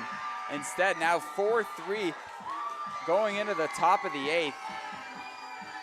Need De La Cruz to kind of continue that quick innings stuff that he provided in the top of the 7th. Well, Matt, I don't know if they did it last time you were here as the Domino's Pizza Yelling Competition begins. I don't know if you received it last time, but this is the best part of the ball game for us as commentators. You have to put up with the very loud screaming, making it hard to hear your colleague, but once it's done, we often get free pizza.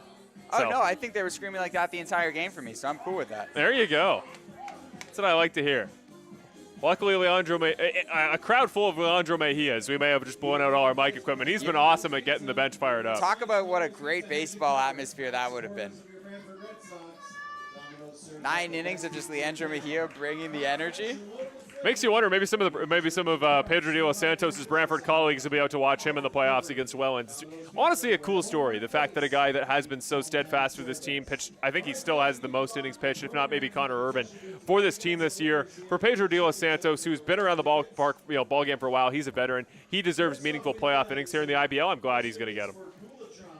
Absolutely, and you think that, I'm sure he's played with a lot of these guys for a while, so you build those relationships over time, and depending on where Welland ends up playing their games, I think Kitchener's the 8th seed if I'm not mistaken. Yep. So they will have to go on the road to Kitchener, which is not very far from here. So I wouldn't be stunned to see some of his teammates stop by. Maybe Mejia ends up out in Kitchener bringing the energy for the Welland Jackfish. Well, keep an eye on the Jackfish. I know they are obviously a powerhouse in this league, but they're currently in Kitchener for the last game of their season, and that is an 11-10 ball game. Kitchener Panthers, talk about building some trust, building some morale there for the playoffs. I'm sure the Panthers are asking, why don't we just count this as game 1? Especially with how good Welland's been this year. Well, Evan Morrison, take a deep breath. I think you're out of the woods. Mateo Porcelato's 1 for 5 today, so congratulations to Evan Morrison, to the Chatham-Kent Barnstormers, who has most certainly locked up the IBL batting title for 2025. Well deserved. Awesome player. Follows in the footsteps of Jake Sanford, who won it last year for the Jackfish. First pitch in the zone. De La Cruz will face Cacados to start off the 8th. We talked about the speed run he did in the 7th. 6 pitches to get out of that inning. Speed run, I love that. Appeal to first. That's a strike, says first base umpire Steve Knights.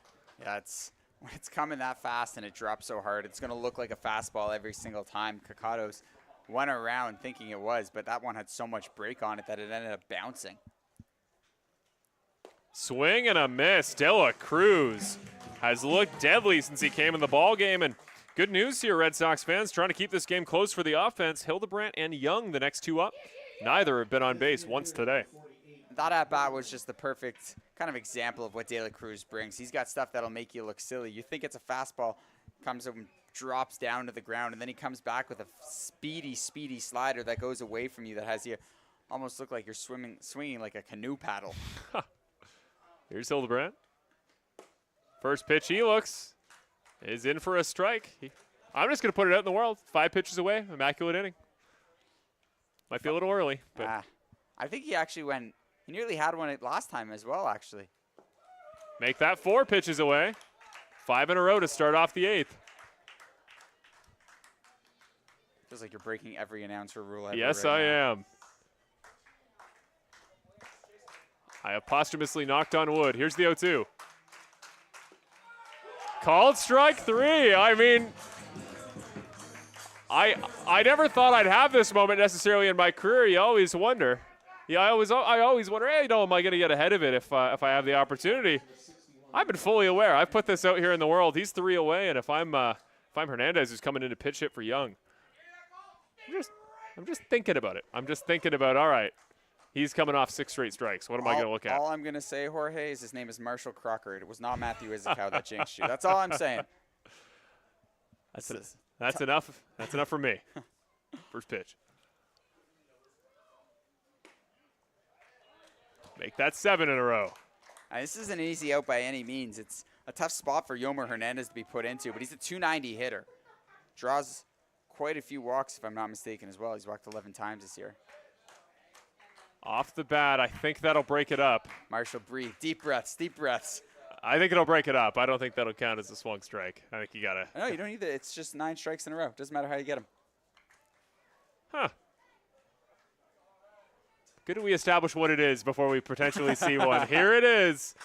The 0-2. Oh, ball too high. I think I already named names on who to blame, Yeah. so you just got to rewind about 25, 30 seconds. But it's a great inning here for Jorge De La Cruz. You call it jinxing. I call it manifesting. I almost brought that into the world 6 strikeouts ago. Yeah, maybe 6 you didn't say it enough times. It's like Bloody Mary. You say it 3 times. It actually happens. Here's the 1-2. That one, chop foul.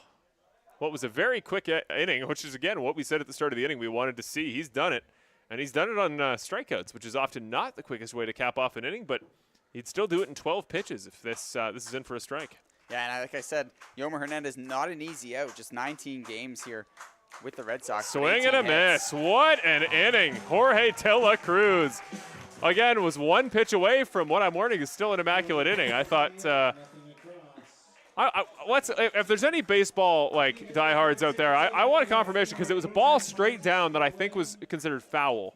I think it has to be 9 proper strikes, like called strikes, to count as an immaculate inning. It wouldn't be the first time I'm wrong, but I think it's just 9 straight strikes. Either way, he strikes out the side. I don't think he's too mad either way. He is absolutely not. What a day. I mean, just looking at my scorer's card here, that's 14 strikeouts total, 14 overall, and then just 10 by the bottom 4 in the lineup. The pitchers between the 3 of them, Arbach, of course, Mejia, and now De La Cruz, they've had the handle of the bottom, but again, it's those big bats, it's those big stars for this Cardinals team that have made the difference today, and again, might make the difference in the playoffs, because as Brian's talked about all year, between the pitching starters that you see more times more frequently in the playoffs than the regular season, and the everyday hitters that might not be every day in the regular season, it's a different ball team based on star atmosphere, and that's what the Hamilton Cardinals offense has. Absolutely.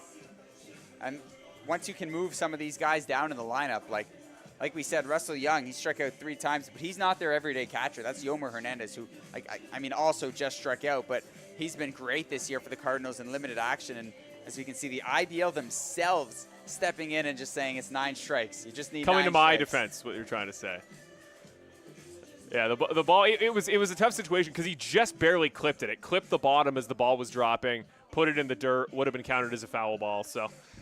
Still, though, I mean, had that next pitch come in for a strike, I know it's not the immaculate inning you might have hoped for, but still would have been a very cool moment. Still does the job.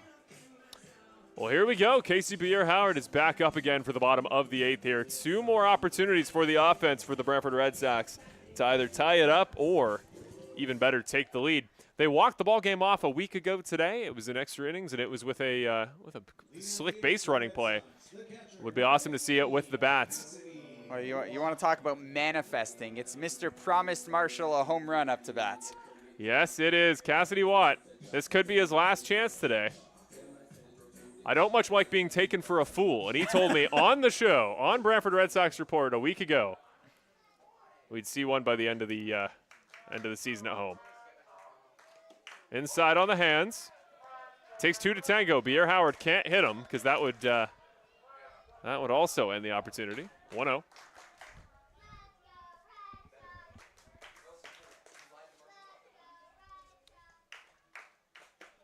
Ball in the dirt. He's going to start seeing hittable pitches here if Howard's just trying to hit the zone. And I'm sure he's going to be more than happy to draw the walk, which we've seen him do already. But when you can keep moving down the lineup, you got other guys that have, this is really the part of the order that has done damage here in the last couple innings. 3 homers on the season, 28 RBIs, you see there. Ball struck foul. 2-1. The wind really starting to pick up again. It has actually gotten cold here. I'm going to have to start bringing paperweights. Picked the perfect day to get myself a Brantford Red Sox bomber jacket, a little keepsake for the end of my first season here with the Red Sox. And those of you out there, if you can make it to the ballpark by the end of game time today, remember 25% off all merchandise here for the final game of reverse tariff season. Can't lie. It's a clean bomber jacket. It looks really good. The 2-1. That ball low off the wide side, 3-1. I'm thinking about getting one, but I think my fiance might call off the engagement. If Cassidy Watt lets this go by for a ball, he may never be allowed back on Red Sox before. The 3-1. In for a strike. Now the full count, the dynamic totally changes. And you could see it there. Cassidy Watt had a bit of a conversation there with the ump after it. I think Watt felt it was low, and you could see, he said something to the ump. The ump replied saying, no, caught the bottom, and Watt said, all right, sounds good. So a good communication there between the catcher and the ump. Full count, bottom corner. The disagreement between the catcher on offense and the catcher on defense. Hernandez was getting ready to throw that after the strike 3 call. He didn't get it. Second walk of the day for Watt. And some chirping from the Cardinals dugout. They thought they had it as well, and we saw their manager get ejected the last time he was here for arguing with a call at home plate as well. But a runner on, Jacob Cancer, who we said it earlier, has been very aggressive at the plate, swung at the first pitch, and I think it's 2 of his 3 at-bats so far. We'll see how aggressive he is here. First pitch, interesting play there. Thought about the back pick because Watt took a big lead off there on first. He's as good of a stealer as of a catcher as you'll see. Reflects why he plays in a lot of defensive positions here. Here's Jacob Cantor, 1 for 3 today. 6 steals for Watt, so you're not wrong on that one. That is some pretty impressive speed from a catcher. Oh, Cantor disagreed there with Scotty Cameron, 1-1. Yeah, I thought that one was a little outside myself, but our view's a little blocked. What do we know? Proper overcast here now at Arnold Anderson. 1-1. Howard to Cantor. Runner thought about going. Ball sent. Right field. Fielder over his head. Runner coming around. Here comes Cassidy Watt. Gets the green light at third. Coming home in time underneath Hernandez. He's in it. He's in as well. No tag there as the runner coming all the way around. Cantor register that as a triple. Unbelievable. I believe his first as a Red Sox. Yeah, Cantor not a power hitter. You are correct, his first triple. I'll start with that. He's only got 1 home run this year, so the outfield, Dominguez playing in shallower, but Cantor squared that one up well, sends it to the outfield over the head of Dominguez, and Watt, like you said, speedy for a catcher, turns on the Jets, slides in under the tag, and then a great play by Cantor to aggressively round second, get into third. This one's all tied up at 4s, nobody out, and a runner on third. What a cool play there at home. Is that one off the glove? Another run comes in to score. The Red Sox grab the lead out of nowhere. On finale night, the lead now 5-4. And suddenly the Cardinals, who were feeling so confident a few at-bats ago, they've now got one more chance to bring this ball game back. Lucas Lefebvre about to be a fan fave. An RBI in 2 straight at-bats. I'm sorry, I had to do it. Put that on some merchandise. I had to do it. It's an RBI in 2 straight at-bats. 5 unanswered runs from the Red Sox. And they're going to hold a lead going into the top of the 9th. Still no outs. Oh, they're keeping an eye there. Lucas Lefebvre is in their heads. An RBI single there. Lefebvre 7 stolen bases so far this season, so he is a threat to try and put himself in scoring position.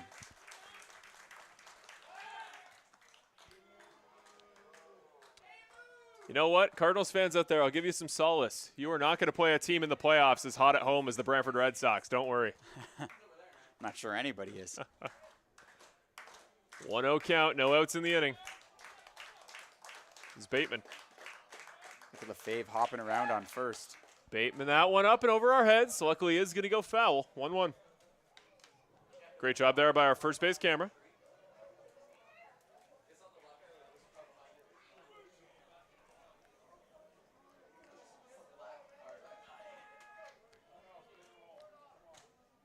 Alrighty, 1-1. Still Bateman, still Lefebvre on first. That ball struck at the shortstop for 1. Well in time for 2, but still an out left to give in the inning. Grounds into a double play there for Bateman. He'll remain 0 for 4 in the contest. Jeremy Veilleux, he's 0 for, he's 0 for, but he's got a walk. Last inning back there in the 7th. 7th time grounding into a double play this year for Lucas Bateman. Veilleux a chance to extend this inning a little further, but the way De La Cruz is pitching, you might not need any insurance runs on top of that. Knock on wood, no announcer's jinx. That ball in play. Brown to field. Should be an easy throw, and it is. Well, what an inning it was last inning. Jorge De La Cruz comes up, top of the 8th, gets out of the inning in 11 pitches. What does the offense do to reward him? Next time you're up, you could close out the ball game. What an inning by the offense to take the lead, 5-4. Adames goes 5 shutout. Peters gives up nothing in the 6th. Then you get 5 runs in the span of 2 innings there on Peters and Howard. So the offense may have taken a little while to catch up with the pitching that we saw today from Mejia and the rest of the pen in Arbach. But they have certainly caught up, and now De La Cruz, a chance to close this one out for his 4th save of the year. Opportunity here for De La Cruz to send the Brantford Red Sox crowd home happy in the final game of their season.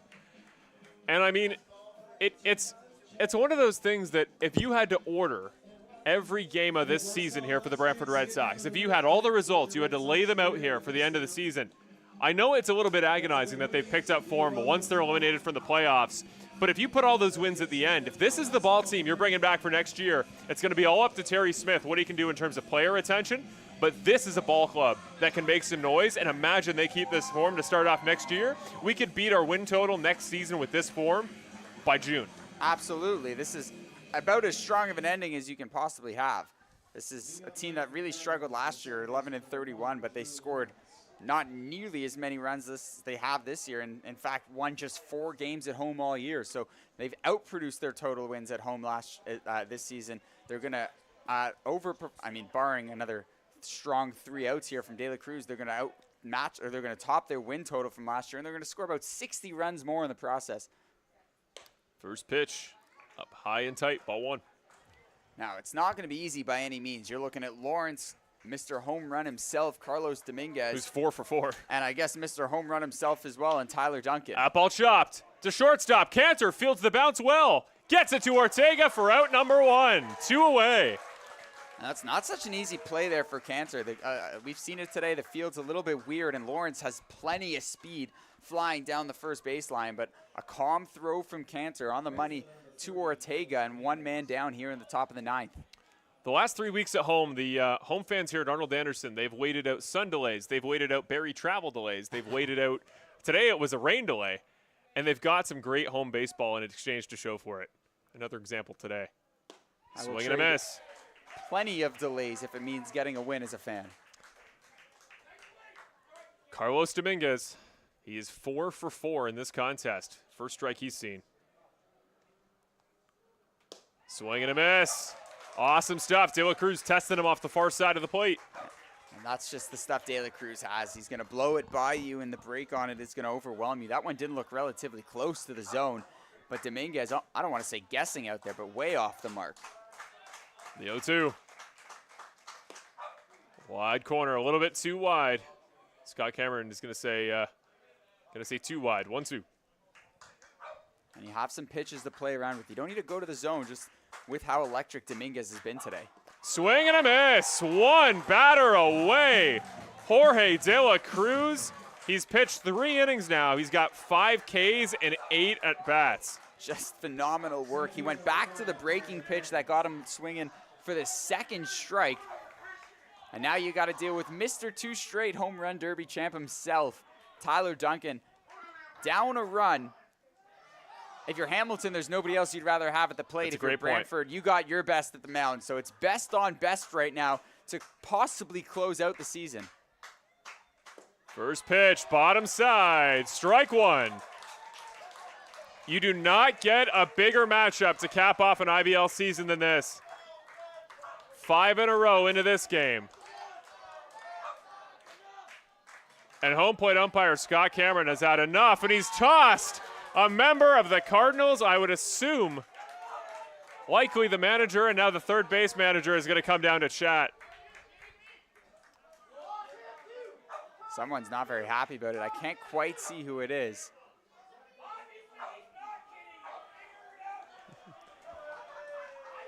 Well, the Cardinals have voiced their frustrations plenty of times today. I think they're going to be voicing them on the bus ride home. 0-1. Duncan trying to stay locked in here. That one struck. Out to center. Can somebody play it? No, they can't. Ball is down. Ball game is alive. Duncan, huge swing of the bat there to bloop one in, and Black has had a couple today that he's out there wide because they've shown power early. That's why you hit power early on, because they've had to play deep, and it cost him there.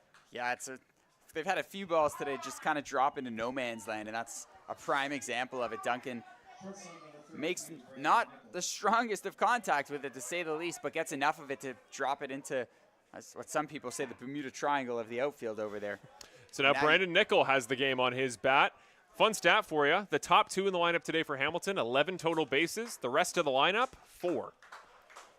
And Duncan's got speed out there, 8 steals on the season. De La Cruz, that one chopped foul, 0-1.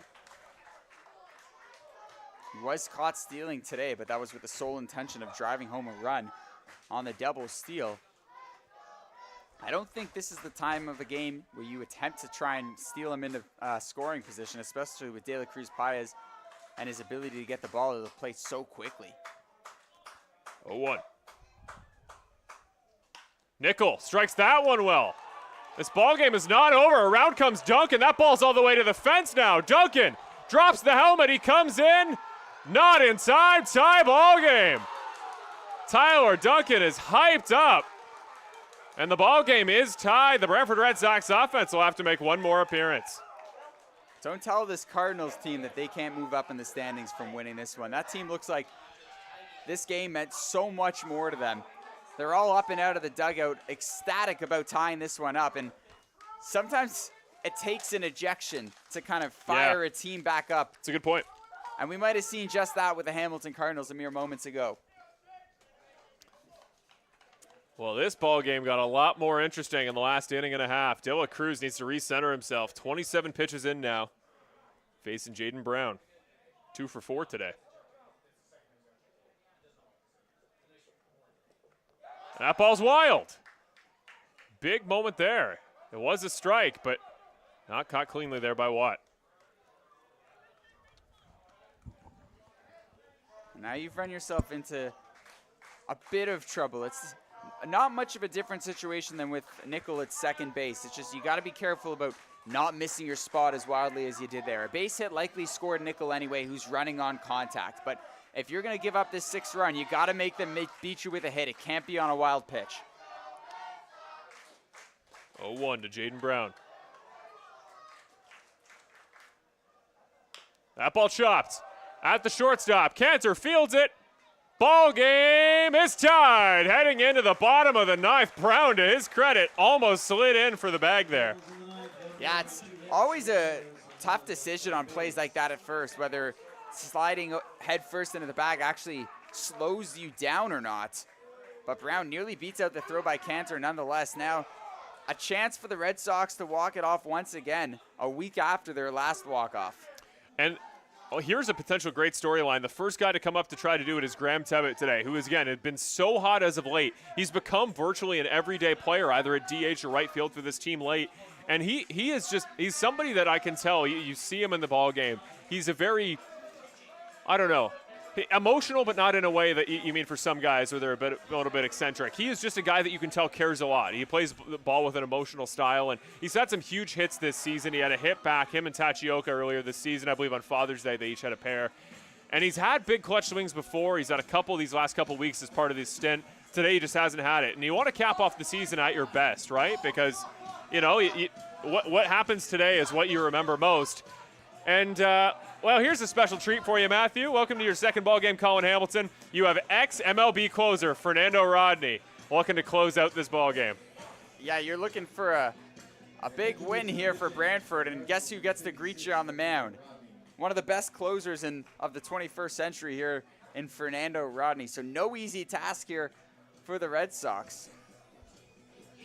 No easy task for us up here. We're like playing dodgeball. Being attacked by wasps. I'll have a peek behind the curtain. I'm wearing my my Red Sox staff red T-shirt, and isn't it something insects or wasps see red and get aggressive? I don't know if that's true. So what you're saying is I should slide all the way to the other end of our broadcast booth. You're going to slide over here. How about you give some stats for Fernando Rodney, and I'm going to go put on my jacket. Yeah, I suppose I can do that. So it's the 20th appearance of the season for Rodney.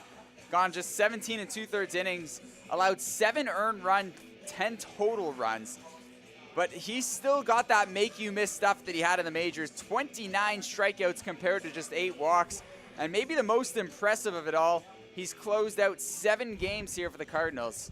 7 saves on the season. So despite his age, as I'd imagine the oldest player in the IBL, I'd be a little shocked if he wasn't, as he sits there at 48 years old. He is not. Damon Topley of the Toronto Maple Leafs is 49. Wow. Well, some impressive stuff over there. It's a safe assumption, but yeah, the IBL, that's why I love the league. You see ultra young, you see ultra experienced, we'll say.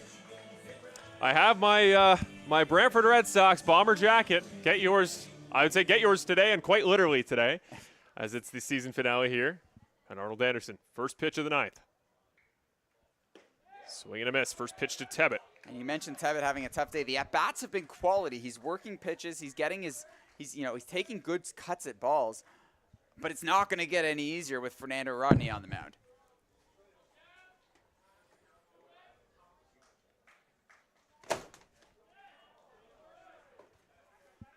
A good cut from Tebbett there.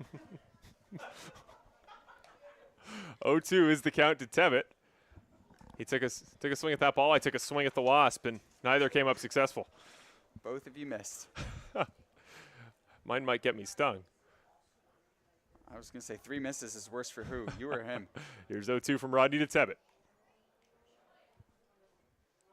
That ball put foul, just barely down the first base line.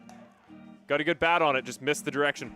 Yep, he's fighting to stay alive. He squared it up pretty nicely, too, just a tad late on the swing. So you're going to imagine he's choked up quite a bit here.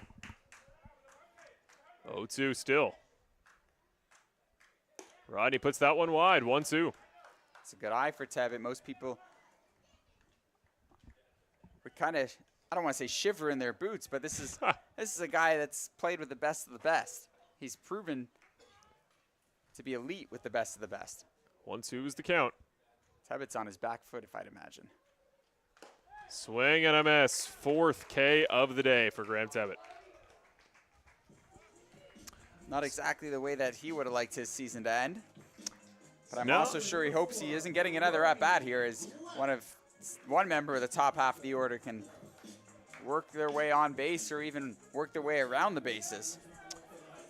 Well, Brody Black and Ren Tachioka, the two best on the team in terms of consistent on-base appearances. Let's see what we see from 4 here. First pitch, crazy horizontal movement. 0-1. This is much closer to what they were getting out of Adames than what they were getting out of That's a great point. Peters. And Howard. Yeah. 0-1 off the bat, shot back foul, 0-2. And from here, we got a pretty good view of that two-seam fastball. So it looks like it's coming over the plate. So I get why Black's swinging. And then at the last second, it cuts so far inside that it looks like it's almost going to hit him. It is an MLB two-seamer. There's no other way to describe it. 0-2 for Brody Black. Inside on the hands. And again, an MLB two-seamer at 48 years old. Unbelievable. This isn't Fernando Rodney in his golden age, as we'll call it. None of this, he's a great pitcher for his age stuff. You can cut that sentence off a couple words early. He's just a great pitcher. Absolutely. That ball chopped foul. Second ball that has missed a foul line by about 3 feet in this inning. Very close. Yeah, they say football is a game of inches, but those foul lines seem to be moving closer and closer towards each other after every swing. Just like these Wasps are moving closer and closer to us. This ball game needs to end for our safety. 1-2. That ball put foul again. Still 1-2. Tachioka on deck. Here by Black. Very good at bat. Tachioka's on deck. If he can get on base, this ball game could come down to Ortega.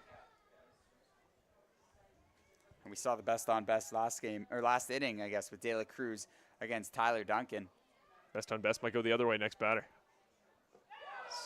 Swing and a miss is hopefully Hernandez okay. Tripped over there. He was so excited about the K. That's Rodney's second of his closing appearance in the ninth. The make or miss stuff is still there, dude. It's strikeouts number 31 on the year now in just 18 1/3 innings. Well, not usually a guy that you project solely for the long ball, but Tachioka this season, 3 home runs. He's a contact swing first. He's one of the smaller guys in the team. But when you have good mechanics, when you have a strong swing and it barrels, it can leave the ballpark pretty quick, and it's a heck of a lot easier to hit out to right than it is here to left. But even with Tachioka, you get yourself on base, he steals second, which I know I'm making it sound very simple, but he's having one of those years where it almost feels automatic. Yeah, no, it is for him. And then you got a runner in scoring position for Chris Ortega. I don't know if I'm swinging for the fences here if I'm Tashioka. 1-0. That ball popped foul. And I know the stat sheet says Tachioka has a lot of singles, but he doesn't have a lot of singles. What he has is a lot of delayed doubles and triples. And they're delayed in the sense of he just hasn't stole the bag yet. That's probably how everyone felt when the guy stole 48 bases in a season. Yeah, shout out to Brandon Nicholson there. 2022 season, 48. A Nicholson single was probably like, all right, well, we got a runner in scoring position. Now what? Yeah, literally. 1-1. Big moment here for Tachioka. Might not have the batting title today, but can send the home fans home happy. Swing and a miss there. That'll be 1-2. Unusual how many strikeouts he's been generating these last couple weeks. Very out of character. Just a few weeks ago, that was almost a 1-to-1 ratio for strikeout walks, and now it's 23 strikeouts to 15 walks, but he struck out a couple times here today, or one with a 1-2 count here.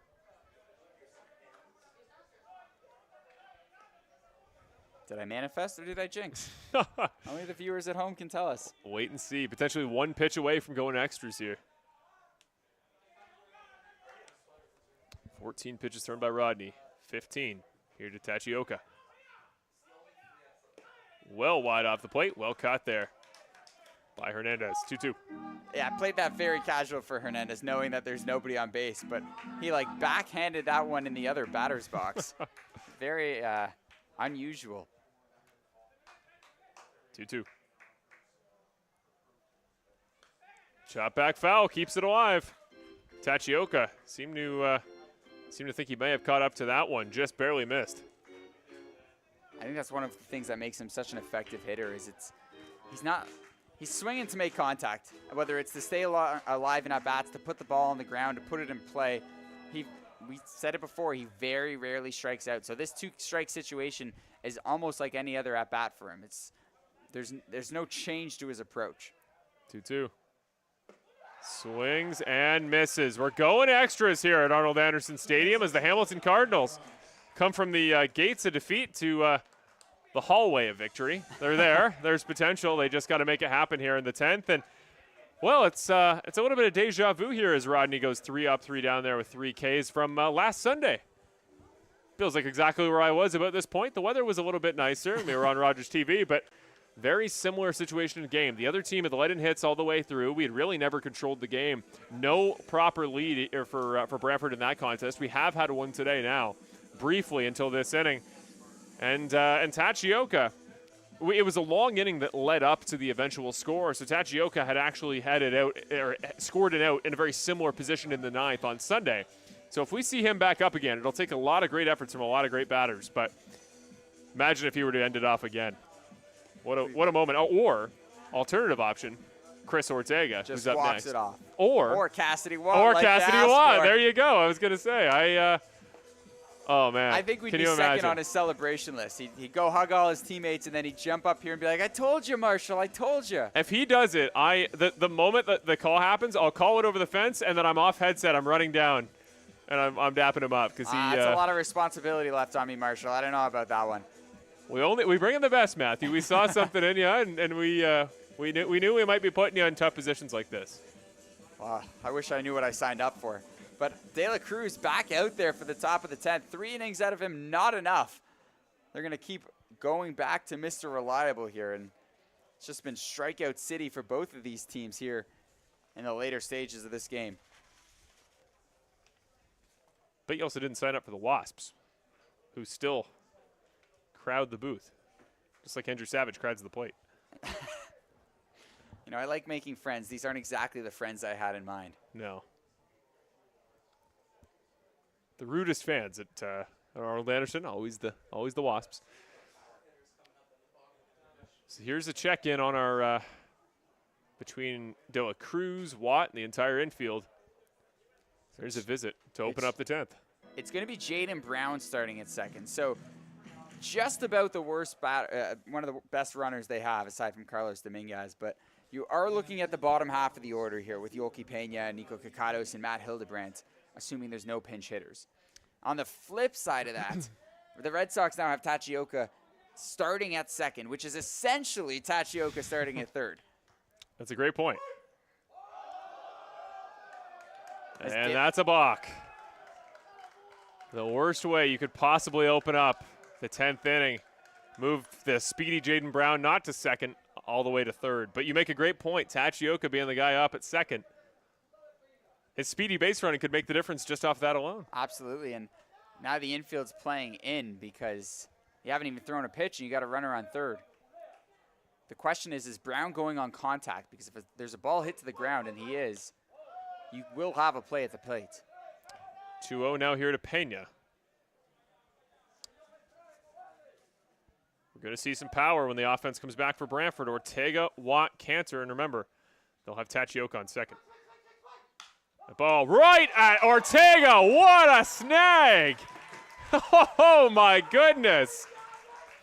It was either first out or the ER, and luckily he got the glove up in time and he made the right decision. Yeah, it's plays like that you wonder if the reaction time was really good or that was self-defense from Chris Ortega. I don't think he's going to complain either way, getting the out. The ump just said much something to needed him. out there for Ortega, but you said it yourself earlier. He's about as sure-handed as it gets over there at first base. Our director's quick on the button to the first base cam. Even him, I don't know if was quite able to catch up to that one. That was a no, says my director, Brandon. I don't blame him. 0-1.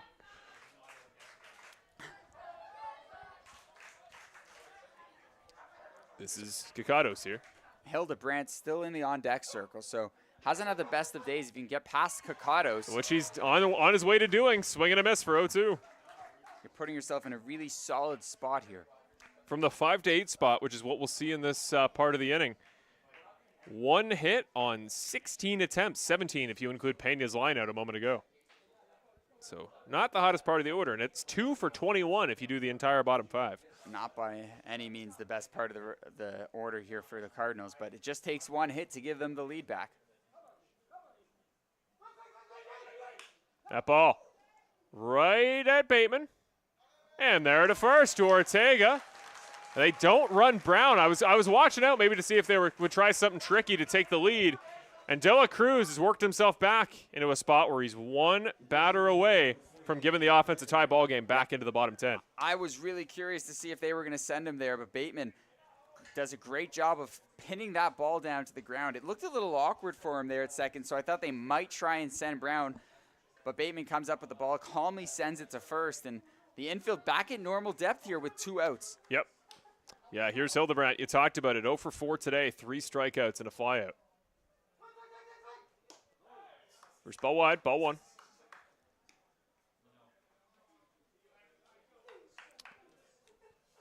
Hildebrandt just a 174 hitter in 12 games entering this one. 4 hits in 23 at-bats, so I guess you can make it 4 hits in 27 at-bats. Swing and a miss. 1-1. Remember, Brown still on third, but since being the ghost runner to open up this inning, he got balked to third and has since watched only futility from the offense in front of him. Brown. That ball chopped foul down in the dirt. 1 pitch away is De La Cruz from giving the offense back a chance. And this is the worst place to be if you're a hitter facing De La Cruz. 2 strikes. You gotta try and protect everything, but his off-speed stuff has so much break and looks so similar to his fastball that you're really in a dangerous spot. Scariest part about facing De La Cruz is when he strikes you out, sometimes he makes you look really silly. 1-2. Just like that, strikes him out. Unbelievable today from Jorge De La Cruz. He gives the offense back a chance. Terry Smith's the first guy out to go give him a hug, and wow. I mean, suddenly the optimism, we don't have live Vegas odds for the win, but you got to think it shifts like crazy back the way of the home side because Tachioka on second. Again, Ortega, Watt, and Jacob Cantor, who's always good for contact. He's 2 in a row on an RBI single and triple. Yeah, you get Tachioka on base, but on the flip side, Mr. Rodney making his way back to the mound for the Cardinals. So you're going to have to earn this. I said it on social media last Sunday that the call home, Tachioka coming home to win that ball game in the bottom of the 10th, may be the highlight of my broadcasting career. My only regret was that I didn't see Tachioka coming home until he was literally 4 steps off the plate. I'm not making that mistake again today. He starts moving. I don't care what's happening. My eyes are locked on him. So that may reflect that a call at first base here and there. We'll keep an eye. You see in the background there's Boomer, but in the foreground it is Terry Smith talking to Tachioka. He's giving him a game plan. He is giving him some words of wisdom. And again, this game, I know, Matthew, you weren't here for last Sunday. Let me tell you firsthand, with Tachioka, often the ball game doesn't come down to a bat. It comes down to his feet. Absolutely. And, it's such a weapon out there on on any base. Well, now it's second base as he's the ghost runner. But it's kind of uncharted territories here, not for Brantford, but for Fernando Rodney specifically. He hasn't thrown multiple innings in a single outing all season long. He also hasn't given up an earned run in non-All-Star game play because he did allow an earned run then. But he hasn't given up an earned run since July 4th against the same Brantford Red Sox. Yeah. So yeah, it's that been was a lengthy stretch of strong, I don't want to say perfect because, I'm sure other things have gone wrong, but he hasn't given up an earned run. So strong outings. And they're going to really work his pitch count here. Yeah, that ball game, that was on the road. That July 4th game was on a Thursday. And the losing pitcher that day, Owen Boone. We were responsible for his only loss of the season. Owen Boone. Wow. So there's something to take home for Red Sox fans. Coming up with a win when Owen Boone and Fernando Rodney are two of the pitchers you're facing is no easy task. We're the only team to do it in the regular season, and a lot of teams are going to have to figure out how to do it in the playoffs if the Cardinals aren't going to win the title. So here he is, Chris Ortega. Big man with the big bat.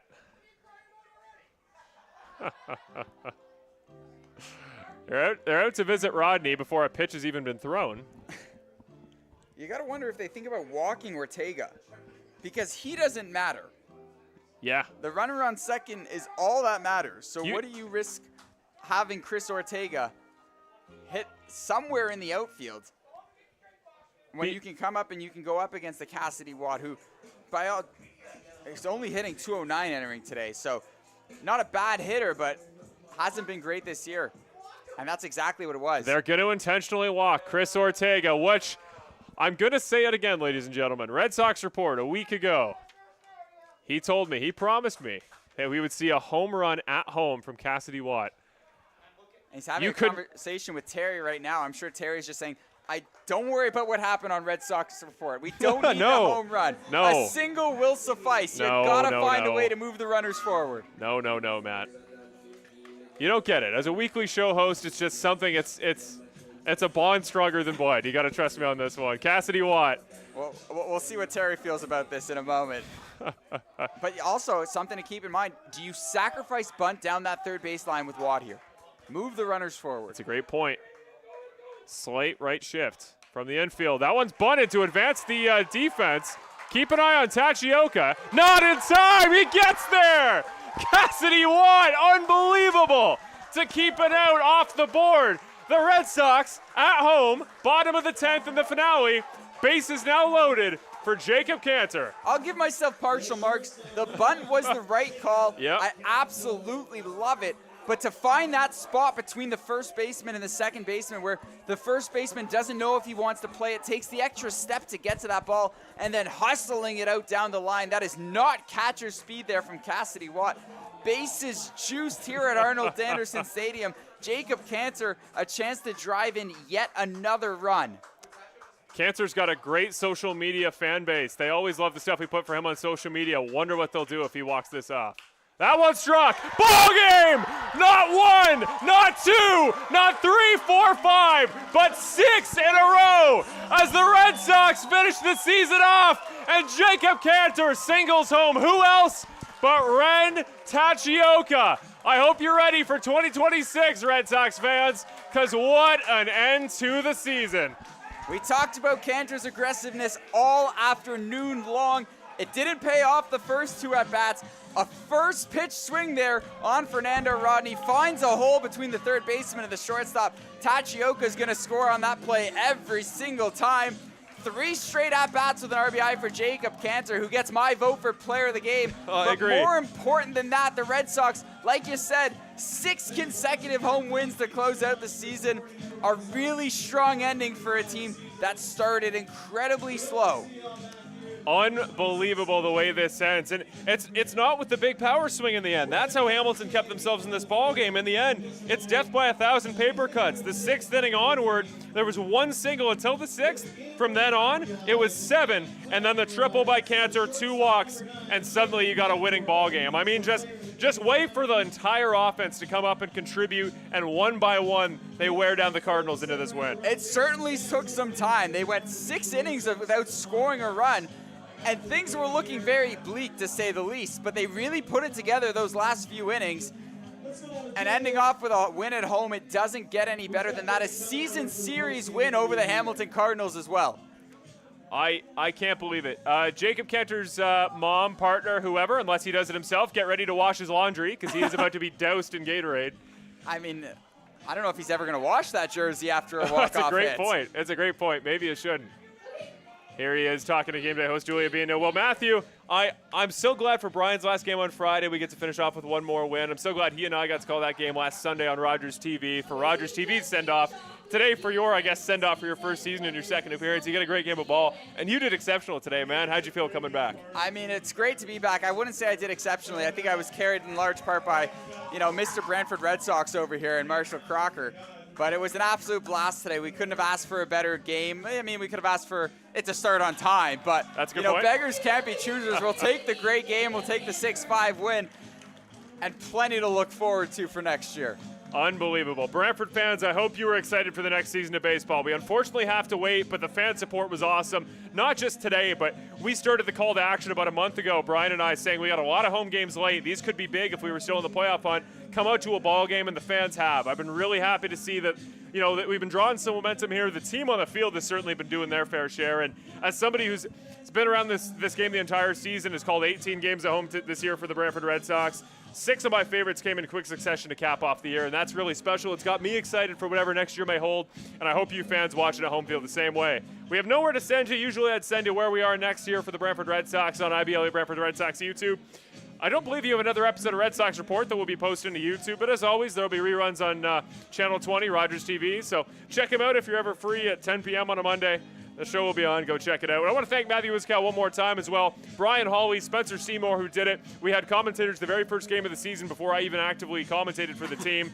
And all those days later, it's because of them. It's because of our awesome game day staff that we put on such a great season of comeback baseball. I think people can feel it out there around the IBL. We're a different organization heading out of this season than we were a year ago. Best of luck to the Hamilton Cardinals and the rest of their season. They'll be taking on the Chatham-Kent Barnstormers in the first round on the road. We wish you the best of luck in that one. Owen Boone and Carlos Dominguez, like we saw today, may steal you some games. I want to thank my entire crew, for anybody that's been here all year, but namely Brandon, Ryan, Sebastian, everybody for putting on this awesome product that I love. I hope you guys love at home, and what a way to cap off the season. I'm Marshall Crocker. Alongside me is Matthew Wiskow saying goodbye for the final time in 2025. Red Sox baseball. We'll see you next year. Have a great rest of your postseason. Check out the IBL, and we will see you in a year's time. Thank you.